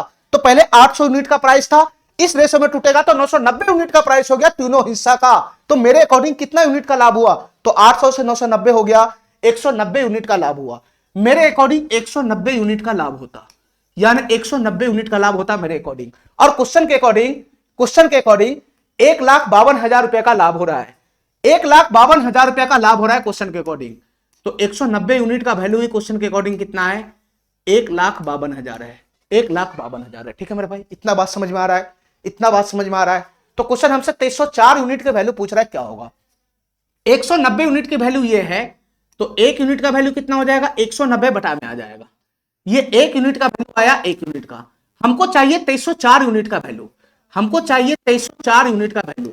तो 304 यूनिट का वैल्यू कैसे निकलेगा बताना मेरे भाई, 304 यूनिट का वैल्यू कैसे निकलेगा, तो इसमें 304 से गुना कर देना है, इसमें 304 से गुना कर देना है, इसमें 304 से गुना कर देना है। तो किसका वैल्यू आ जाएगा, ये 304 यूनिट का वैल्यू आ जाएगा। ठीक है, बस यहां पे कैलकुलेशन करना है, बस यहां पे खाली कैलकुलेशन करना है।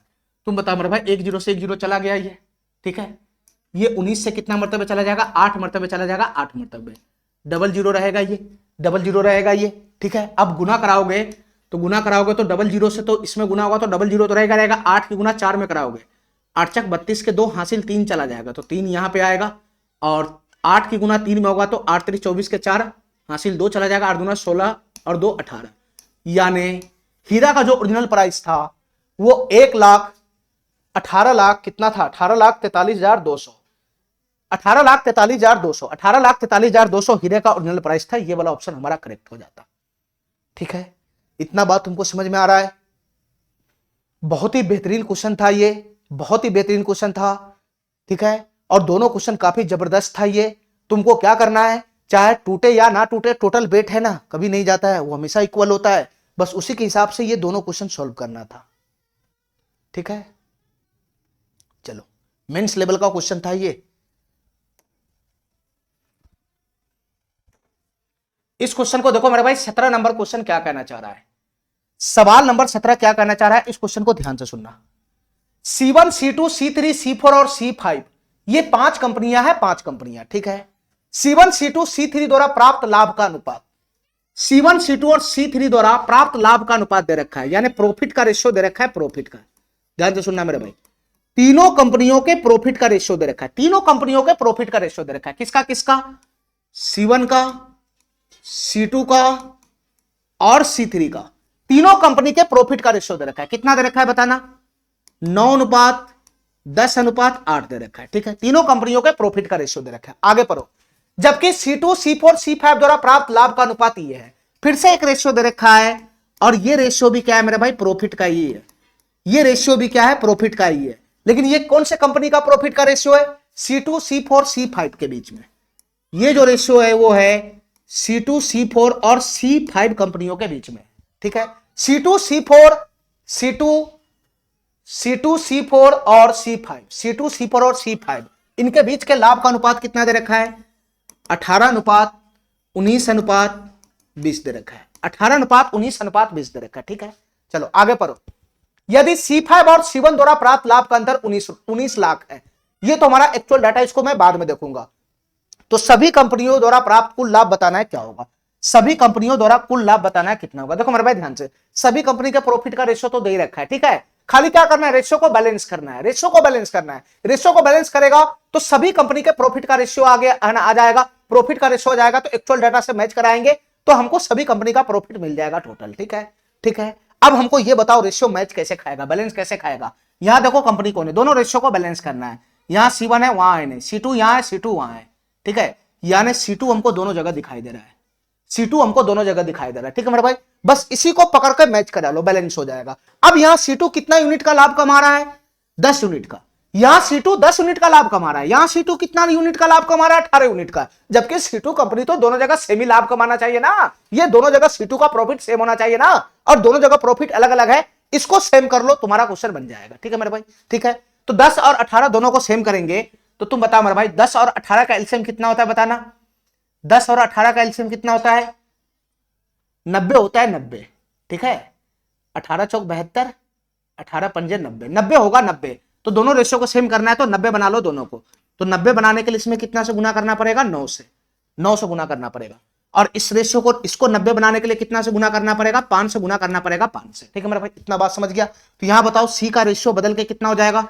ये 81 यूनिट हो जाएगा, 81 यूनिट। C2 का जो प्रॉफिट है वो बदल के कितना हो जाएगा? 90 यूनिट हो जाएगा, 90 यूनिट। और C3 का प्रॉफिट बदल के कितना हो जाएगा? 72 यूनिट हो जाएगा, 72 यूनिट, ठीक है मेरे भाई।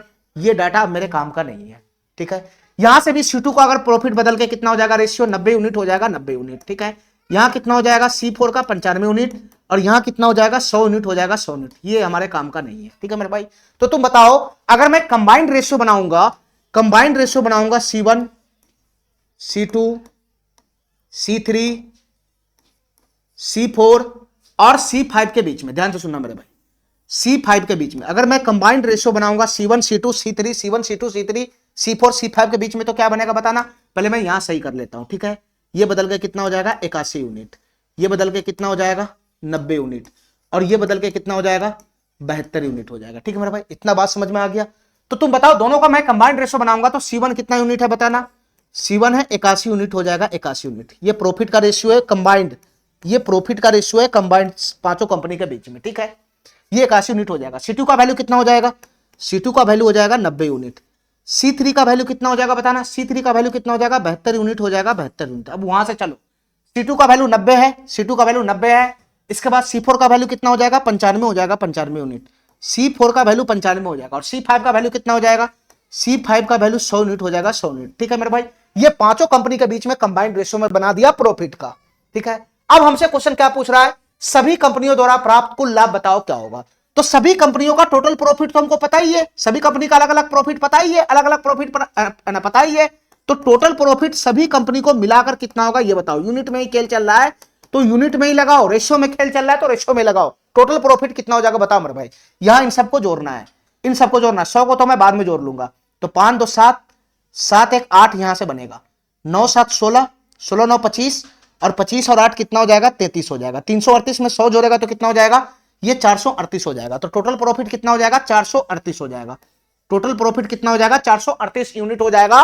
पांचों कंपनियों का टोटल प्रॉफिट मिलाकर 438 यूनिट हो जाएगा, 438 यूनिट। क्वेश्चन हमसे क्या पूछ रहा है, सभी कंपनियों द्वारा प्राप्त कुल लाभ बताओ क्या होगा। तो सभी कंपनियों द्वारा प्राप्त कुल लाभ कितना है, 438 यूनिट ही तो है। तो क्वेश्चन हमसे 438 यूनिट का वैल्यू ही पूछ रहा है क्या होगा, 438 यूनिट का वैल्यू ही पूछ रहा है क्या होगा। तो तुम बताओ मेरे भाई, 438 यूनिट का वैल्यू निकालने के लिए हमको 1 यूनिट का वैल्यू चाहिए, और 1 यूनिट का वैल्यू तभी निकलेगा जो क्वेश्चन के अकॉर्डिंग डाटा होगा, जो मेरे अकॉर्डिंग डाटा होगा उसका मुंह मिलाएंगे तब जाकर 1 यूनिट का वैल्यू आएगा। तो तुम बताओ क्वेश्चन के अकॉर्डिंग क्या डाटा है, C5 और C1 द्वारा प्राप्त लाभ का डिफरेंस कितना है, 19 रुपया है। क्वेश्चन के अकॉर्डिंग C5 और C1 द्वारा जो लाभ प्राप्त हो रहा है उसका डिफरेंस 19 रुपया है, ये क्वेश्चन के अकॉर्डिंग। मेरे अकॉर्डिंग बताओ C5 और C1 द्वारा प्राप्त लाभ का डिफरेंस कितना होगा। मेरे अकॉर्डिंग C5 और C1 द्वारा प्राप्त लाभ का डिफरेंस कितना होगा, तो 100 यहां 81 यहां है, तो मेरे अकॉर्डिंग 19 यूनिट होगा, 19 यूनिट। ठीक है, तो मेरे अकॉर्डिंग 19 यूनिट है और क्वेश्चन के अकॉर्डिंग 19 रुपया है, तो 19 यूनिट का वैल्यू ही ना 19 रुपया के बराबर हो जाएगा। 19 यूनिट का वैल्यू ही ना 19 रुपया का बराबर हो जाएगा। कितना गुना, 1 गुना 1 गुना, यानी 1 यूनिट का वैल्यू 1 रुपया हो गया, 1 रुपया, सॉरी 19 लाख है यहां पे। 19 यूनिट का वैल्यू क्वेश्चन के अकॉर्डिंग कितना है, 19 लाख है। तो 1 यूनिट का वैल्यू कितना हो जाएगा, 1 यूनिट का वैल्यू कितना हो जाएगा बताना। 1 यूनिट का वैल्यू हो जाएगा 1 लाख रुपया। 1 यूनिट का वैल्यू कितना हो जाएगा, 1 लाख रुपया हो जाएगा। तो 438 यूनिट का वैल्यू कितना हो जाएगा बताना। 1 यूनिट का वैल्यू अगर 1 लाख है तो 438 यूनिट का वैल्यू कितना हो जाएगा, 1 लाख से गुना कर देंगे, इसमें 1 लाख से गुना कर देंगे, तो ये कितना हो जाएगा बताना, ये 438 लाख हो जाएगा। ये कितना हो जाएगा, 438 लाख हो जाएगा। अरे बताओ ना, 438 में 1 लाख से गुना करेगा तो 438 लाख नहीं हो जाएगा, 438 लाख नहीं हो जाएगा। अब बताओ मेरे भाई, इसको मैं कैसे है ना काउंट करूंगा, ध्यान से सुनना। इसको मैं ऐसे लिख सकता हूं, 400 लाख प्लस का 38 लाख। ठीक है, 400 लाख प्लस का 38 लाख, क्योंकि क्वेश्चन में करोड़ में आंसर है। ठीक है, तो मैं इसको चेंज कर देता हूं। 400 लाख का मतलब क्या होता है, देखो 100 लाख का मतलब 1 करोड़ रुपया होता है, 1 करोड़। तो 400 लाख का मतलब कितना हो गया, 4 करोड़ हो गया, 4 करोड़। ठीक है, 100 लाख का मतलब 1 करोड़ होता है, तो 38 लाख का मतलब कितना हो गया, 0.38 करोड़।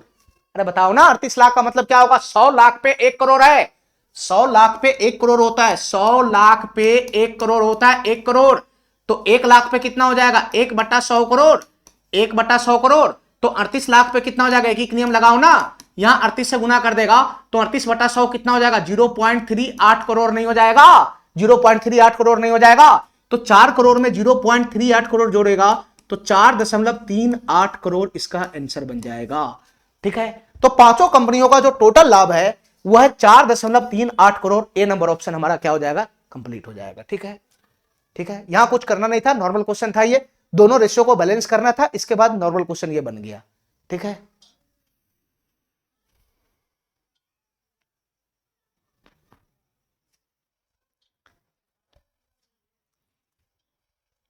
चलो इस क्वेश्चन को देखो मेरे भाई, इस क्वेश्चन को देखो, इस टाइप का 2 क्वेश्चन बनेगा और दोनों क्वेश्चन को मैं बहुत ही अच्छे तरीके से समझा कर बताऊंगा। ठीक है, इस क्वेश्चन को करने का बहुत सारा तरीका है। ठीक है, बहुत सारा उटपुटांग तरीका है। उस उटपुटांग तरीका से अगर तुम इस क्वेश्चन को करेगा तो तुमको समझ में कभी नहीं आएगा। ठीक है, मैं इस क्वेश्चन को उटपुटांग तरीका से बिल्कुल भी नहीं करूंगा, थोड़ा सा बेसिक पकड़ के इस क्वेश्चन को करूंगा। ठीक है, थोड़ा सा बेसिक पकड़ के करूंगा और इजी वे में समझा के करूंगा ताकि तुमको यह क्वेश्चन समझ में आ जाए, नहीं तो दुनिया इसको रटवा देता है। ठीक है, चलो एक बार क्वेश्चन को देखो, ये क्वेश्चन क्या कहना चाह रहा है। एक लोमड़ी शेर का पीछा करता है, ध्यान से सुनना मेरे भाई, एक लोमड़ी शेर का पीछा करता है। ठीक है, उल्टा चल रहा है काम, यहां पे लोमड़ी शेर का पीछा कर रहा है। ठीक है, चलो भाई कोई दिक्कत नहीं है। एक लोमड़ी शेर का पीछा करता है। ठीक है, शेर जितनी देर में 5 छलांग लगाता है, शेर जितनी देर में, जितना टाइम में, मान लो टी टाइम में शेर जितना देर में 5 छलांग लगाता है, लोमड़ी उतनी देर में 7 छलांग लगाता है। उतना ही समय में लोमड़ी 7 छलांग लगाता है। ठीक है मेरे भाई, छलांग समझता है ना, ये सब जब दौड़ता है तो 4 पैर वाला जानवर दौड़ता है तो छलांग लगाता है, छलांग लगाता है तो एक छलांग लगाने पे कुछ दूरी तय करता है। ठीक है मेरे भाई, ठीक है, तो जितना देर में शेर 5 छलांग लगाता है, लोमड़ी उतना देर में 7 छलांग लगाता है। ऐसा क्यों हो रहा है, ऐसा इसलिए हो रहा है क्योंकि शेर का छलांग बड़ा होता है, ठीक है, शेर बड़ा आकार का जानवर है और उसके तुलना में लोमड़ी छोटा आकार का जानवर है, तो इसका छलांग छोटा होता है, तो उतना ही समय में ये ज्यादा छलांग मार देता है, जबकि शेर उतना समय में क्या करता है, कम छलांग लगा रहा है, ठीक है, लेकिन दूरी इससे ज्यादा तय कर देगा वो। आगे पढ़ो, जितना देर में शेर 5 छलांग लगाता है, लोमड़ी उतना देर में 7 छलांग लगाता है, ठीक है। अब आगे पढ़ो मेरे भाई, शेर द्वारा 6 छलांग में, ध्यान से सुनना, शेर द्वारा 6 छलांग में तय की गई दूरी, शेर द्वारा 6 छलांग में तय की गई दूरी और लोमड़ी द्वारा 5 छलांग में तय की गई दूरी बराबर है, ठीक है मेरे भाई। ऐसा क्वेश्चन कह रहा है कि शेर द्वारा 6 छलांग में जितना दूरी तय करता है उतना ही लोमड़ी 5 छलांग में दूरी तय करता है, दोनों दूरी आपस में क्या है, इक्वल है, तो दोनों की चालों का अनुपात बताना है क्या होगा, यानी शेर का चाल और लोमड़ी का चाल, इसका रेशियो बताना है क्या होगा, ठीक है मेरे भाई। अब हमारी बात ध्यान से सुनना मेरे भाई, ध्यान से सुनना हमारी बात, बहुत ही बेहतरीन तरीका से मैं इस क्वेश्चन को बताऊंगा। देखो मेरे भाई ध्यान से, हमारी बात ध्यान से सुनना, क्वेश्चन क्या कहना चाह रहा है, जैसे जैसे क्वेश्चन का वैसे काम करो। शेर जितना देर में 5 छलांग लगाता है, लोमड़ी उतना देर में 7 छलांग लगाता है, ठीक है। इसमें 2 चीज है, ठीक है, एक है शेर, ध्यान से सुनना मेरे भाई, मैं अंग्रेजी में लिख देता हूं, शेर को मैं लाइन से डिनोट कर रहा हूं, लाइन से, ठीक है, लाइन, ठीक है, चलो, और लोमड़ी को मैं फॉक्स से डिनोट कर रहा हूं, फॉक्स से, ठीक है, अंग्रेजी में इसको फॉक्स बोलते हैं, ठीक है, ये शेर है, ये लोमड़ी है, ठीक है। अब हमको ये बताओ कि शेर 5 छलांग मारता है, उतना ही देर में लोमड़ी 7 छलांग लगाता है, तो मैं ऐसा एज्यूम करके मान के काम करता हूं, ध्यान से सुनना, मैं ऐसा एज्यूम करके काम करता हूं, मैं ऐसा एज्यूम, अरे हमको ये बताओ, अगर शेर और लोमड़ी छलांग मारेगा तो एक छलांग में कुछ दूरी तय करेगा कि नहीं तय करेगा, जैसे छलांग मारेगा पहला छलांग तो कुछ दूरी तय हुआ, फिर दूसरा छलांग मारेगा फिर कुछ दूरी तय हुआ, तो प्रत्येक छलांग में कुछ ना कुछ दूरी तय करेगा ना, तो मैं इसको एज्यूम कर लेता हूं, ठीक है। मैं क्या एज्यूम कर लेता हूं, मैं एज्यूम कर लेता हूं कि जो शेर है वो x इकाई पर छलांग दूरी तय करता है, यानी एक छलांग में कितना दूरी तय करता है, x इकाई, एक छलांग में x इकाई पर छलांग। इसके कहने का क्या मतलब है, मैं ऐसा एज्यूम कर लिया कि जो शेर है शेर वो एक छलांग में कितना दूरी तय करता है, x इकाई की दूरी तय करता है, x इकाई का मतलब क्या, सेंटीमीटर मीटर ये हो सकता है। मैं ऐसा एज्यूम कर लिया कि जो शेर है वो एक छलांग में कितना दूरी तय करता है, बताना, एक छलांग में कितना दूरी तय करता है, x इकाई दूरी तय करता है। इस बात का यही मतलब होता है, x इकाई पर छलांग, x इकाई पर छलांग को पढ़ना चाहिए कि एक छलांग में कितना दूरी तय करता है, x इकाई का। अब इकाई यहां मीटर सेंटीमीटर हो सकता है, ठीक है। चलो इसी प्रकार से मैं एज्यूम कर लेता हूं कि जो फॉक्स है लोमड़ी उसका जो है ना वो कैसे दूरी तय करता है, वो एक छलांग में कितना दूरी तय करता है, y इकाई दूरी तय करता है, y इकाई। तो मैं इसका मान लेता हूं कि इसका जो दूरी तय करने का तरीका है वो y इकाई पर छलांग है। मैं ऐसा एज्यूम कर लेता हूं कि जो लोमड़ी है वो एक छलांग में कितना दूरी तय करता है, y इकाई दूरी तय करता है, y इकाई। जो लोमड़ी है वो एक छलांग में y इकाई दूरी तय करता है, ठीक है। अब आगे पढ़ो मेरे भाई, ध्यान से सुनना, हमारी बात ध्यान से सुनना। अब हमको यह बताओ, जितना देर में शेर 5 छलांग मारता है, ठीक है, उतना ही देर में शेर 7 छलांग मारता है। अब हमको यह बताओ जितना देर में शेर 5 छलांग मारता है, ठीक है, तो तुम हमको यह बताओ कि जो शेर है वो एक छलांग में कितना दूरी तय करता है, शेर एक छलांग में x इकाई का दूरी तय करता है, तो 5 छलांग में कितना का दूरी तय करेगा, 5 छलांग में कितना का दूरी तय करेगा, 5x इकाई का दूरी तय करेगा। अरे इतना बात तुमको समझ में आ रहा है, अगर शेर 5 छलांग मार रहा है तो 5 छलांग में कितना दूरी तय करेगा, इसके अकॉर्डिंग एक छलांग में x इकाई, तो 5 छलांग में 5 गुना x इकाई, यानी 5x इकाई का दूरी तय करेगा 5 छलांग में, ठीक है। ये 5 छलांग में तय की गई दूरी है।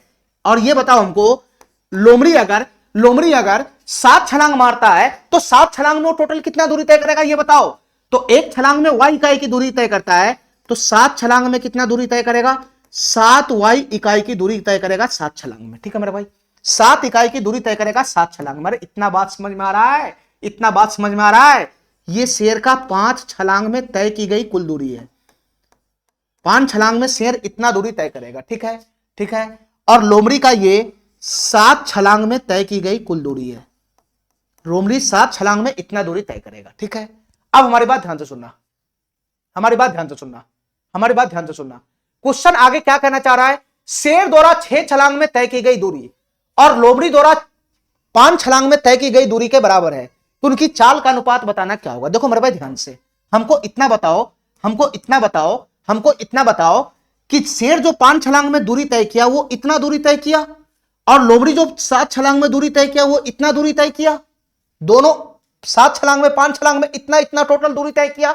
लेकिन तुम बताओ क्वेश्चन के अकॉर्डिंग समय तो उतना ही लगा ना, इसको भी टी समय लगा और इसको भी टी समय लगा, ठीक है, यानी टी समय में इतना दूरी तय किया। कौन? शेर, लोमड़ी, शेर लायन टी समय में इतना टोटल दूरी तय किया, और लोमड़ी भी टी समय में इतना दूरी तय किया, लोमड़ी भी टी समय में इतना ही दूरी तय किया, और शेर भी टी समय में इतना ही दूरी तय किया। तो तुम बताओ मेरे भाई, अगर टी समय में इतना दूरी तय करेगा तो तुम बताओ हमको दोनों का स्पीड मैं यहां से नहीं निकाल सकता हूं, दोनों का चाल मैंने निकाल सकता हूं? तुम बताओ, दोनों का चाल मैं निकाल सकता हूं, तो शेर का चाल कितना हो जाएगा?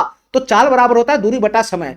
इतना दूरी अगर टी समय में दूरी है ना, इतना दूरी अगर टी समय में तय करता है तो उसका चाल क्या होगा? चाल बराबर दूरी बटा समय। तो 5x बटा का क्या हो जाएगा? टी। ये इसका स्पीड हो गया, स्पीड, ये शेर का स्पीड आ गया, ये शेर का स्पीड आ गया, और लोमड़ी का स्पीड कितना हो जाएगा? सॉरी, लोमड़ी का, हाँ, लोमड़ी का स्पीड कितना हो जाएगा? चाल बराबर दूरी बटा समय। टी समय में इतना दूरी तय करता है तो चाल बराबर दूरी बटा समय। तो 7y बटा का क्या आ जाएगा? टी आ जाएगा, टी।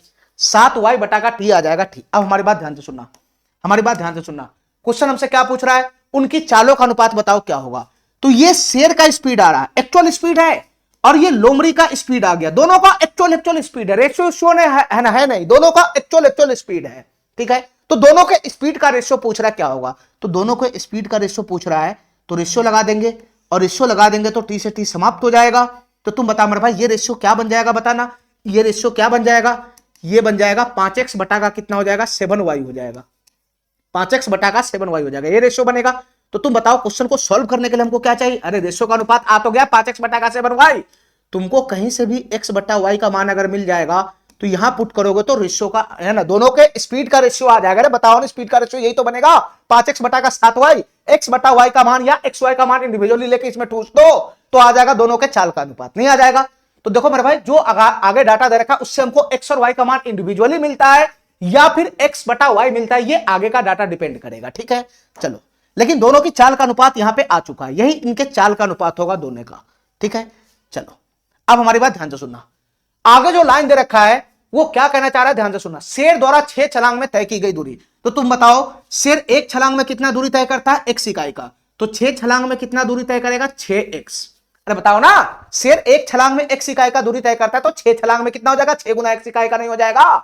अब बताओ हमको, लोमड़ी द्वारा 5 छलांग में तय की गई दूरी, तो लोमड़ी एक छलांग में कितना दूरी तय करता है? y इकाई का, तो 5 छलांग में कितना दूरी तय करेगा? 5 गुना y। बताओ ना, एक छलांग में y इकाई का दूरी करता है तो 5 छलांग में 5 गुना y इकाई नहीं हो जाएगा? अब ये दोनों दूरी क्वेश्चन के अकॉर्डिंग बराबर है, ये दोनों दूरी क्वेश्चन के अकॉर्डिंग बराबर है। शेर द्वारा 6 छलांग में तय की गई दूरी और लोमड़ी द्वारा 5 छलांग में तय की गई दूरी, ये दोनों दूरी आपस में बराबर है क्वेश्चन के अकॉर्डिंग। तो तुम बताओ यहां से क्या बन जाएगा? बताना, यहां से x बटा y आ जाएगा और यहां 6 उधर चला जाएगा तो 5 बटा का 6 आ जाएगा, ठीक है। यानी x बटा y का वैल्यू आ गया 5 बटा 6, और हमको दोनों के चाल का अनुपात तो पता ही है, बस x बटा y का कमी था। तो तुम बताओ मेरे भाई, यहां से क्या बनेगा? दोनों के चाल का अनुपात क्या हो जाएगा? 5 बटा 7 गुना x बटा y का वैल्यू मैं वहां से ले लूंगा, कितना हो जाएगा? 5 बटा का 6 हो जाएगा।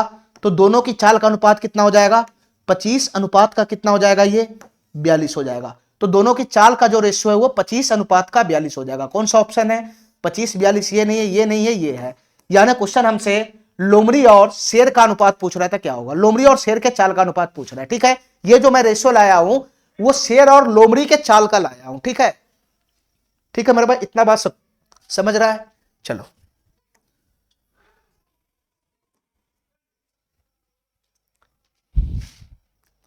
चलो मेरे भाई, इस क्वेश्चन को ध्यान से देखना, सेम टू सेम वही क्वेश्चन है, बस वहां 2 गो पार्टी था और यहां पे 3 गो पार्टी है, बस इतना ही फर्क है दोनों क्वेश्चन में।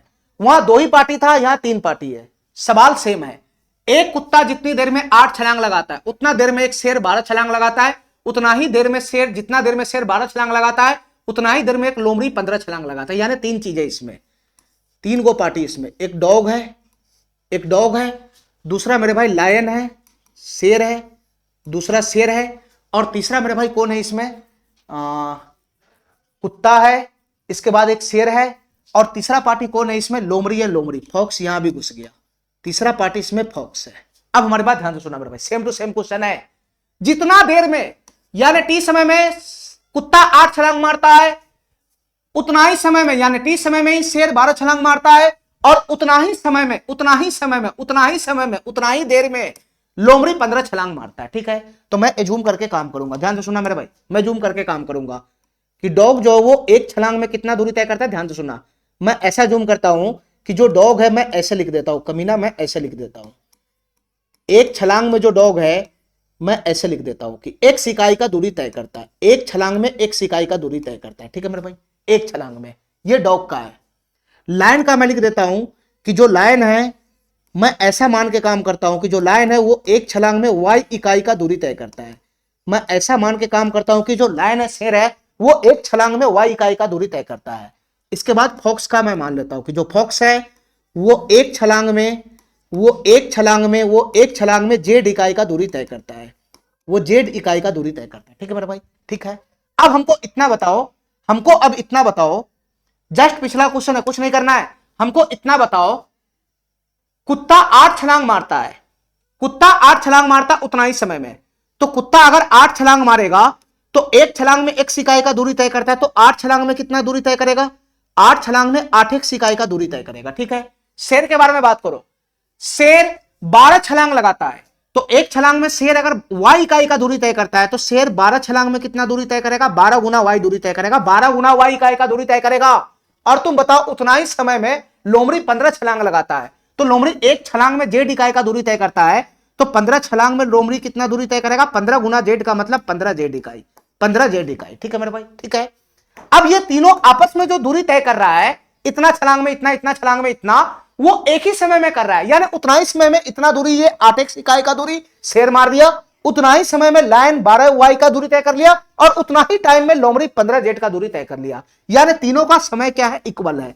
तीनों का समय क्या है, इक्वल है। टी समय में इतना दूरी टोटल तय कर लिया, टी समय में डॉग इतना टोटल दूरी तय कर लिया, उतना ही समय में है ना शेर इतना दूरी तय कर लिया, और उतना ही समय में लोमड़ी इतना दूरी तय कर लिया। ठीक है मेरे भाई, ठीक है, तीनों का समय इक्वल है।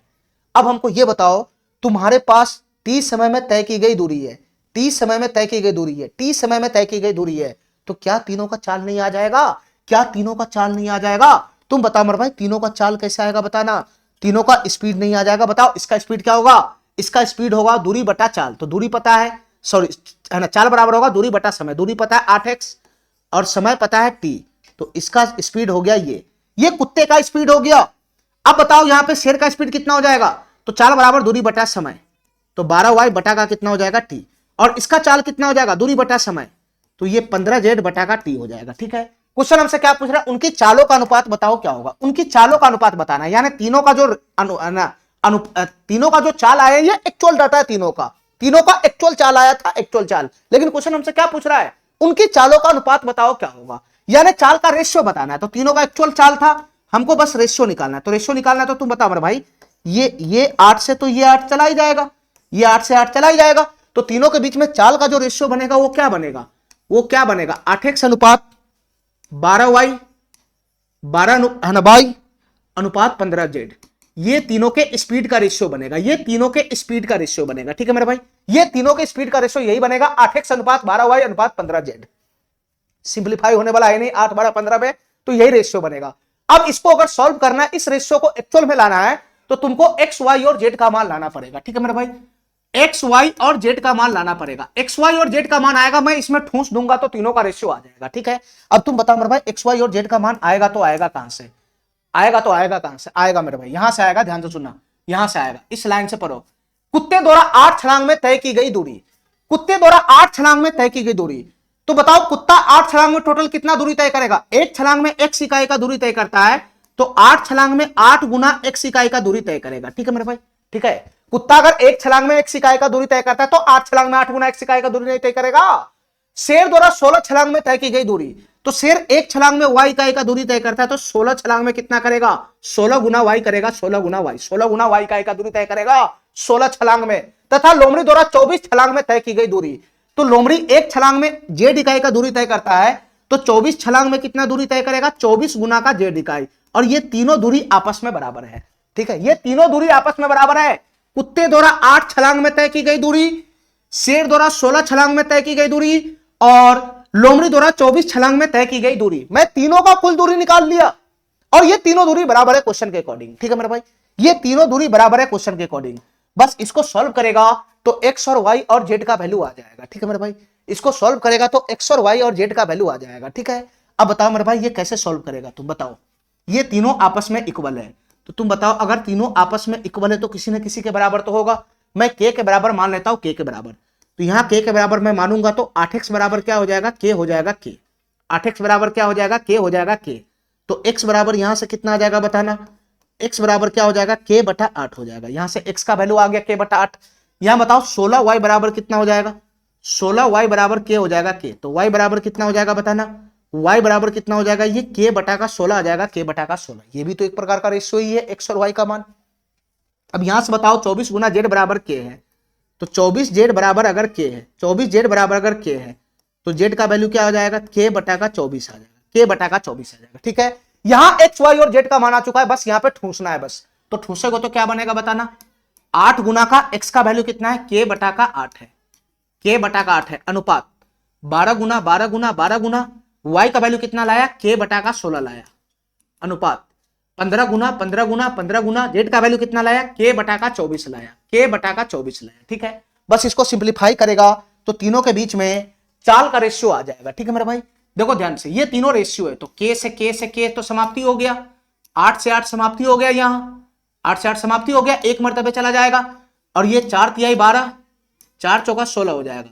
ये 3 से 5 मर्तबे और 3 से ये 8 मर्तबे चला जाएगा, नहीं चला जाएगा 3 से 8 मर्तबे।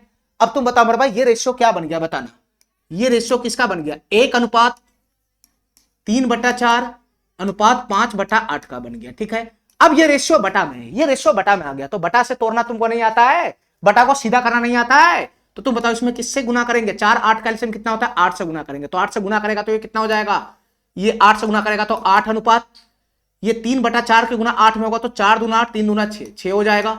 और 5/8 के गुना 8 में करेगा तो 8 से 8 कट जाएगा, ये 5 हो जाएगा। तो तीनों की चाल का रेशियो कितना हो गया, 8:6:5 हो गया। तीनों की चाल का रेशियो हो गया 8:6:5। ये तीनों के स्पीड का रेशियो हो गया, ये तीनों के स्पीड का रेशियो हो गया। ठीक है मेरे भाई, ठीक है, इतना बात समझ रहा है मेरा, 8:6:5, 8:6:5, सी नंबर ऑप्शन हमारा करेक्ट हो जाएगा। ठीक है, इतना बात समझ रहा है, इतना बात मेरा समझ रहा है तुम लोग?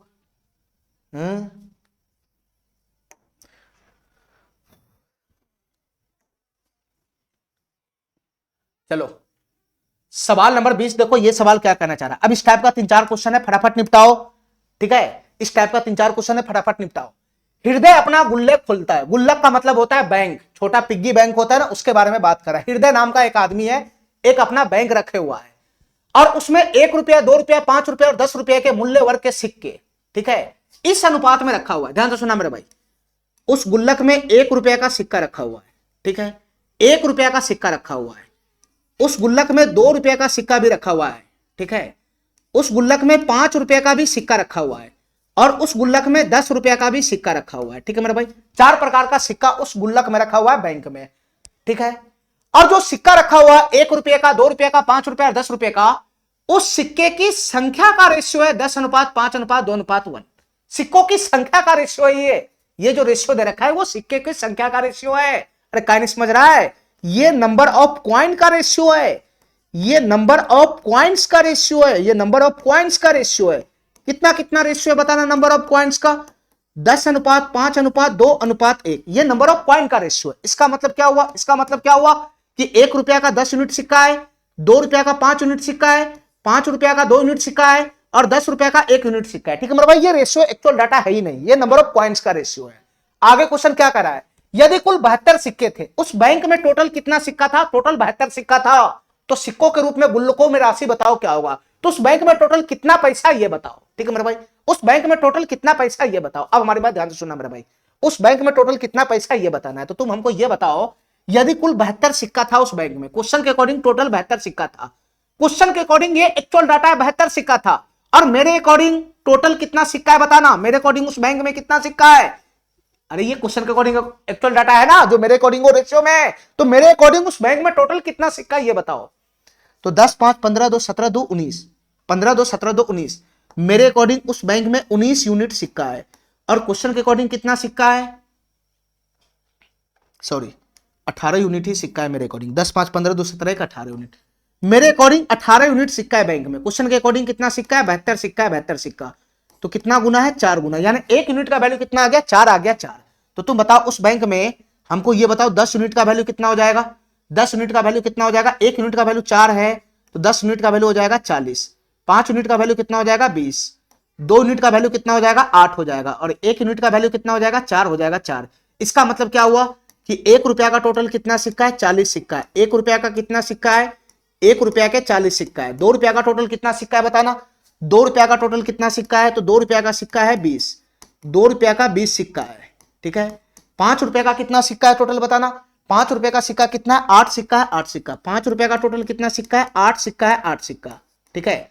और 10 रुपए का टोटल कितना सिक्का है बताना? 10 रुपए का टोटल कितना सिक्का है? 4 सिक्का है, 4 सिक्का। क्या नहीं समझ रहा है तुमको? खाली इतना ही ना निकालना था कि टोटल कैगो सिक्का एक्चुअल में, तभी तो वैल्यू आएगा। तभी तो वैल्यू आएगा। अब बताओ टोटल पैसा कितना हो जाएगा बताना बैंक में? टोटल पैसा कितना होगा जमा बताना? 1 रुपया का 40 सिक्का है तो इसका वैल्यू कितना बनेगा? 40 रुपया बनेगा।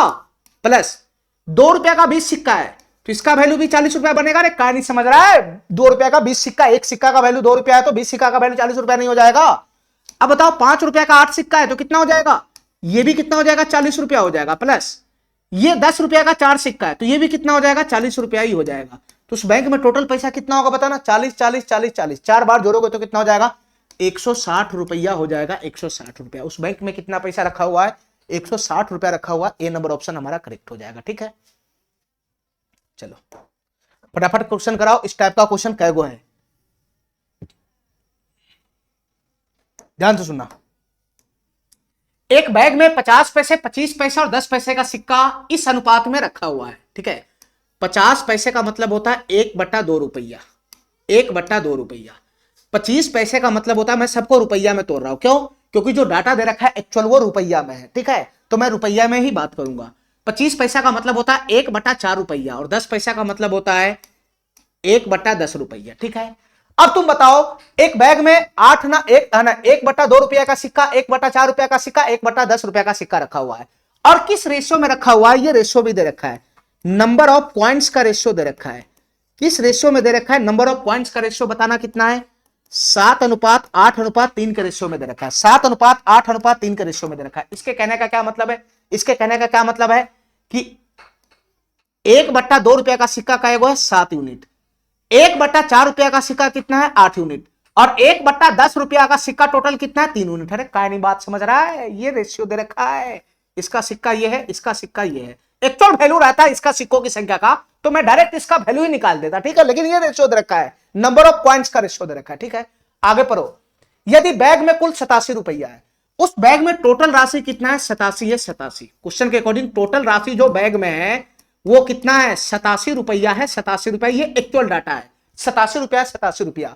तो 10 पैसों के सिक्कों की संख्या बताना क्या है? 10 पैसों के सिक्कों की संख्या निकालना है। तुम बता मेरे भाई, 10 पैसों के सिक्कों की संख्या यही तो है। 10 पैसों की संख्या यानी 3 यूनिट का वैल्यू क्वेश्चन हमसे पूछ रहा क्या होगा? 10 पैसे के सिक्कों की संख्या 3 यूनिट है ना, तो 3 यूनिट का वैल्यू क्वेश्चन पूछ रहा क्या होगा? अब बता मेरे भाई, ये 3 यूनिट का वैल्यू कैसे आएगा? 3 यूनिट का वैल्यू निकालने के लिए तुमको 1 यूनिट का वैल्यू चाहिए, और 1 यूनिट का वैल्यू तभी आएगा जो क्वेश्चन के अकॉर्डिंग डाटा है, जो मेरे अकॉर्डिंग डाटा उसका मुंह मिलाएंगे। तो क्वेश्चन के अकॉर्डिंग टोटल पैसा जो बैग में वो 87 रुपया है, और मेरे अकॉर्डिंग कितना पैसा है वो निकालो ना तुम, यूनिट में ही तो निकालेगा। मेरे अकॉर्डिंग टोटल कितना पैसा मैं यूनिट में निकालूंगा, क्वेश्चन के अकॉर्डिंग एक्चुअल वैल्यू दोनों का मुंह मिलाऊंगा, 1 यूनिट का वैल्यू आ जाएगा। अब तुम बताओ मेरे भाई, हमको ये बताओ अगर मैं टोटल पैसा निकालू अगर यूनिट में, तो हमको ये बताओ कैसे निकलेगा? 1/2 रुपया का टोटल कितना पैसा है? 7 यूनिट पैसा है, 7 यूनिट। तो टोटल वैल्यू कितना हो जाएगा? टोटल वैल्यू हो जाएगा 7 गुना का 1/2। 7 गुना का 1/2, 7 यूनिट की गुना 1/2 में करो, ये टोटल वैल्यू हो जाएगा, ठीक है। इस सिक्के का टोटल वैल्यू प्लस 1/4 रुपया का 8 सिक्का है, तो टोटल वैल्यू इसका कितना बन जाएगा? टोटल वैल्यू इसका कितना बन जाएगा? 8 यूनिट गुना का 1/4 हो जाएगा। 8 यूनिट गुना का 1/4 हो जाएगा, प्लस 1/10 रुपया का 3 सिक्का है, तो टोटल वैल्यू इसका कितना बन जाएगा? ये 3 यूनिट गुना का कितना हो जाएगा? 1/10 हो जाएगा, 1/10 हो जाएगा, ठीक है। 1/10 हो जाएगा। हमारा बात समझ रहा है? हमारा बात समझ रहा है? ये मेरे अकॉर्डिंग टोटल राशि आया, ये मेरे अकॉर्डिंग टोटल राशि आया, और क्वेश्चन के अकॉर्डिंग टोटल राशि 87 रुपया है। ये मेरे अकॉर्डिंग टोटल राशि आया, क्वेश्चन के अकॉर्डिंग टोटल राशि कितना है? 87 रुपया। तो पहले इसको सॉल्व करो, पहले इसको सॉल्व करो मेरे भाई, ध्यान से सुनना। यहां से अगर मैं सॉल्व करूंगा तो तुम बताओ 4 से तो ये 8 2 मरतबे चला जाएगा, ठीक है, ठीक है, 4 से 8 ये 2 मरतबे चला जाएगा। तो मैं यहां एल्सियम लगाऊंगा, अगर 2 और 10 का एल्सियम लगाऊंगा तो 10 बनेगा, 10 बनेगा। तो 2 से 5 मरतबे चला जाएगा, 5 से 7 35 यूनिट हो जाएगा, ये 35 यूनिट, ठीक है, प्लस का ये 10 दूना 20 यूनिट हो जाएगा, 20 यूनिट, ठीक है, प्लस का, और ये 10 10 सेम है तो 3 यूनिट हो जाएगा, 3 यूनिट, ठीक है। तो ये कितना हो जाएगा 35 और 20 कितना हो जाएगा 55, 55 3 58/10, ये 58/10 यूनिट हो गया। मेरे अकॉर्डिंग उस बैग में कितना पैसा है 58/10 यूनिट रुपया है, मेरे अकॉर्डिंग 58/10 यूनिट रुपया है। क्वेश्चन के अकॉर्डिंग कितना है 87 यूनिट है, तो इसका मुंह मिलाओगे तो 1 यूनिट का वैल्यू आ जाएगा, नहीं आ जाएगा? तुम बताओ मेरे भाई 58/10 यूनिट का वैल्यू मेरे अकॉर्डिंग 58/10 यूनिट है, क्वेश्चन के अकॉर्डिंग 87 रुपया है। तुम बताओ मेरे भाई 1 यूनिट का वैल्यू कितना आ जाएगा? इतना यूनिट का वैल्यू ये है तो 1 यूनिट का वैल्यू कितना आ जाएगा? ये 87 बड़ा बट्टा में आएगा 58/10, तो 58 नीचे आ जाएगा, 10 ऊपर पहुंच जाएगा, ये 1 यूनिट का वैल्यू आया। हमको 3 यूनिट का वैल्यू चाहिए, 3 यूनिट का, तो इसमें 3 से गुना कर दो, इसमें 3 से गुना कर दो, इसमें 3 से गुना कर दो। तो तुम बताओ मेरे भाई इसका कैलकुलेशन करोगे तो 3 यूनिट का वैल्यू नहीं आ जाएगा? 3 से इसको काटोगे तो कितना हो जाएगा? 3 इकाई 3। देखो मेरे भाई ध्यान से, ये 3 से कटेगा ही नहीं, देखो 3 से ये कटेगा नहीं। 29 दूना 58 होता है, 29 तिहाई 87 होता है, और 2 से ये 5 मरतबे चला जाएगा, तो 3 पचे 15, 15 तिहाई कितना हो जाएगा 45 हो जाएगा, यानी 45 सिक्का हो जाएगा, ठीक है। 10 पैसा का टोटल कितना सिक्का हो जाएगा? 45 सिक्का हो जाएगा, ये बी नंबर ऑप्शन करेक्ट हो जाएगा, ठीक है। हमारा बात समझ रहा है?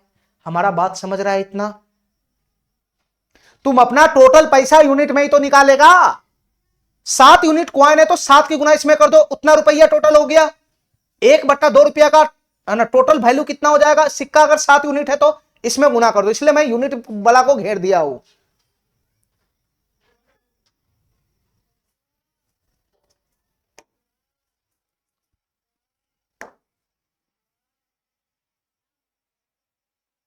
सेम टू सेम क्वेश्चन है, सेम टू सेम क्वेश्चन है। एक बैग में 1 रुपया 50 पैसे 25 पैसा का सिक्का है, 1 रुपया का सिक्का है, 50 पैसे का सिक्का है। 50 पैसे का मतलब हुआ आधा रुपया, आधा रुपया का सिक्का है 25 पैसा, 25 पैसा का मतलब हुआ 1/4 रुपया, ठीक है। 3 प्रकार का सिक्का है बैग में, और सिक्कों की संख्या का जो रेशियो है, नंबर ऑफ कॉइन्स का रेशियो, नंबर ऑफ कॉइन्स का रेशियो, नंबर ऑफ कॉइन्स का रेशियो कितना दे रखा है बताना? 5:6:7 है, 5:6:7 है, ये नंबर ऑफ कॉइन का रेशियो है, ठीक है। इसके कहने का क्या मतलब है? इसके कहने का क्या मतलब? इसके कहने का क्या मतलब है कि 1 रुपया का सिक्का कितना यूनिट है? 5 यूनिट। 8 आना का सिक्का मतलब आधा रुपया का सिक्का की संख्या कितना है? 6 यूनिट है, 6 यूनिट। और 4 आने का सिक्का यानी 1/4 रुपया का जो सिक्का है उसकी संख्या कितना है? 7 यूनिट है, 7 यूनिट। ये रेशियो में एक्चुअल वैल्यू में नहीं है। आगे पढ़ो। बैग में कुल 390 रुपया है तो प्रत्येक प्रकार के कुल सिक्कों की कुल संख्या बताना क्या होगा? कुल सिक्कों की संख्या बताना क्या होगा? ये तीनों प्रकार के सिक्कों की कुल संख्या बताना, 5 यूनिट, 6 यूनिट, 7 यूनिट का वैल्यू निकालना है। तो हमको 1 यूनिट का वैल्यू चाहिए, 1 यूनिट का वैल्यू आएगा, सबका निकल जाएगा। 1 यूनिट का वैल्यू निकालने के लिए जो क्वेश्चन के अकॉर्डिंग डाटा, जो मेरे अकॉर्डिंग डाटा है, उसका मुंह मिलाना पड़ेगा। तो तुम बता मेरे भाई क्वेश्चन के अकॉर्डिंग क्या डाटा है कि बैग में कुल 390 रुपया है, ठीक है। ये क्वेश्चन के अकॉर्डिंग एक्चुअल डाटा है। अब मैं अपने अकॉर्डिंग बैग में टोटल पैसा निकालूंगा जो रेशियो में आएगा, यूनिट में आएगा। तो मेरे अकॉर्डिंग बैग में कितना पैसा बताना? 1 रुपया का 5 यूनिट सिक्का है, तो टोटल वैल्यू कितना बनेगा? टोटल वैल्यू कितना बनेगा? 5 यूनिट गुना का 1 प्लस आधा रुपया का 6 यूनिट सिक्का है, तो कितना पैसा बनेगा टोटल? आधा रुपया का 6 यूनिट सिक्का है, तो 6 यूनिट गुना का हो जाएगा आधा, 1/2 प्लस 1/4 रुपया का 7 यूनिट सिक्का है, तो टोटल वैल्यू कितना बनेगा? 7 यूनिट गुना का 1/4 हो जाएगा। ये मेरे अकॉर्डिंग डाटा हुआ, मेरे अकॉर्डिंग डाटा हुआ। तुम बताओ यहां से कितना बनेगा? 5 यूनिट की गुना 1 में होगा तो 5 यूनिट रहेगा, ये 2 से 3 मरतबे चला जाएगा, तो 3 इकाई 3 यूनिट हो जाएगा, 3 यूनिट। और ये कितना हो जाएगा? 7/4 हो जाएगा, ये 7 यूनिट बटा का 4 हो जाएगा। तो तुम बताओ यहां से एलसीएम लगाओगे तो 4 एलसीएम हो जाएगा, तो ये कितना हो जाएगा? 20 यूनिट हो जाएगा, 20 यूनिट। ये कितना हो जाएगा? 12 यूनिट हो जाएगा, 12 यूनिट। और ये 7 यूनिट रहेगा, 7 यूनिट। तो फाइनली कितना बन जाएगा? ये 32 7 39/4 यूनिट। 20 और 12 32 7 39/4 यूनिट। तो मेरे अकॉर्डिंग बैग में कितना पैसा है? मेरे अकॉर्डिंग बैग में टोटल 39/4 यूनिट पैसा है। और क्वेश्चन के अकॉर्डिंग टोटल कितना पैसा है? क्वेश्चन के अकॉर्डिंग टोटल 390 रुपया है, तो इसी का वैल्यू ना 390 रुपया हो जाएगा। मेरे अकॉर्डिंग इतना यूनिट पैसा है, क्वेश्चन के अकॉर्डिंग इतना है, इसी का वैल्यू ना 390 का बराबर हो जाएगा। हमको 1 यूनिट का वैल्यू चाहिए क्वेश्चन को सोल्व करने के लिए। 39/4 यूनिट का वैल्यू है 390 रुपया, तो 1 यूनिट का वैल्यू कितना आएगा? एक यूनिट का वैल्यू आएगा 390, बड़ा बटा में आ जाएगा 39 और बटा में 4 आएगा जो ऊपर छड़प के नीचे से ऊपर छड़प के चला जाएगा। तो तुम बताओ यहां से अगर मैं काट कूट करूंगा तो क्या बनेगा बताना। 39 से ये कितना मरतबे चला जाएगा, 10 मरतबे, तो 10 तक कितना हो जाएगा, 40 हो जाएगा, 40। तो एक यूनिट का वैल्यू कितना आ गया, 40 आ गया, 40। एक यूनिट का वैल्यू कितना आ गया, 40 आ गया, 40। अब हमारी बात ध्यान से सुना मेरे भाई, एक यूनिट का वैल्यू कितना आ गया, 40 आ गया, 40। एक यूनिट का वैल्यू कितना आ गया, 40 आ गया, 40। हमको एक यूनिट का वैल्यू ही चाहिए। तो एक यूनिट का वैल्यू अगर 40 है तो तुम बताओ, एक रुपया का सिक्का 5 यूनिट, तो इसका वैल्यू कितना हो जाएगा, इसमें 40 से गुना करेगा तो ये कितना हो जाएगा, ये 200 सिक्का हो जाएगा, 200 सिक्का, एक रुपया का 200 सिक्का। 8 ने का कितना सिक्का हो जाएगा बताना, 40 से गुना करूंगा तो कितना हो जाएगा, ये 240 सिक्का हो जाएगा, 240 सिक्का, ये 240 सिक्का हो जाएगा। और ये 7 यूनिट है, 7 यूनिट, 1/4 रुपया का 7 यूनिट सिक्का है, तो इसका टोटल वैल्यू कितना हो जाएगा, एक यूनिट का वैल्यू 40 है तो 40 से गुना करूंगा तो कितना हो जाएगा, 280 सिक्का हो जाएगा, 280 सिक्का। 200, 240, 280, 200, 240, 280, ये बी नंबर ऑप्शन हमारा क्या हो जाएगा, करेक्ट हो जाएगा। ठीक है, ठीक है।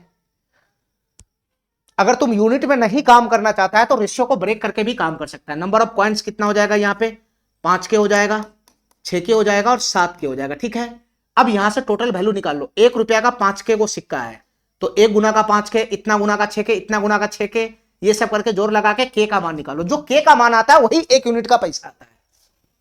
ठीक है,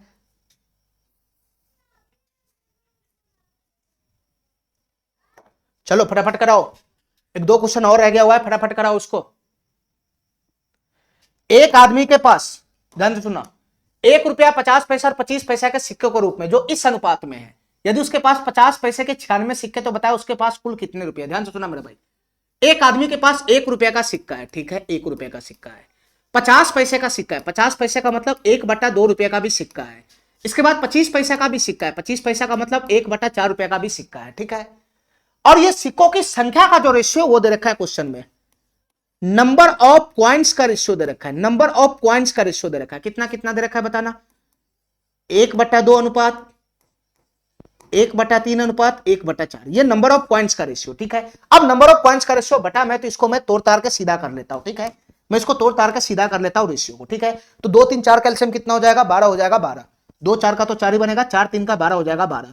पूरे रेशियो में मैं 12 से गुणा करूंगा तो ये कितना हो जाएगा, 1/2 के गुना 12 में होगा तो 6, 1/3 के गुना 12 में होगा तो 4, और 1/4 के गुना 12 में होगा तो 3 हो जाएगा। तो नंबर ऑफ पॉइंट्स का रेशियो टूट टाट के कितना हो गया, अब 6:4:3 हो गया, 6:4:3 हो गया। इसके कहने का क्या मतलब हुआ कि 1 रुपया का टोटल कितना सिक्का है, 6 यूनिट है, 6 यूनिट। ठीक है, आधा रुपया का कितना टोटल सिक्का है, 4 यूनिट है, 4 यूनिट, और 1/4 रुपया का टोटल कितना सिक्का है, 3 यूनिट है, 3 यूनिट। इसके कहने का यह मतलब है। ठीक है, आगे पढ़ो। यदि उसके पास 50 पैसे के 96 सिक्का है, अब हमारी बात ध्यान से सुना मेरे भाई, यहां से हमको एक्चुअल डाटा मिल गया है। ठीक है, 50 पैसे के 96 सिक्का है, 50 पैसा का यही है क्वेश्चन के अकॉर्डिंग। 50 पैसे का मतलब आधा रुपया का, 1/2 रुपया का टोटल 96 सिक्का है क्वेश्चन के अकॉर्डिंग, और मेरे अकॉर्डिंग आधा रुपया का कितना सिक्का है, कितना सिक्का है, 4 यूनिट सिक्का है, 4 यूनिट सिक्का।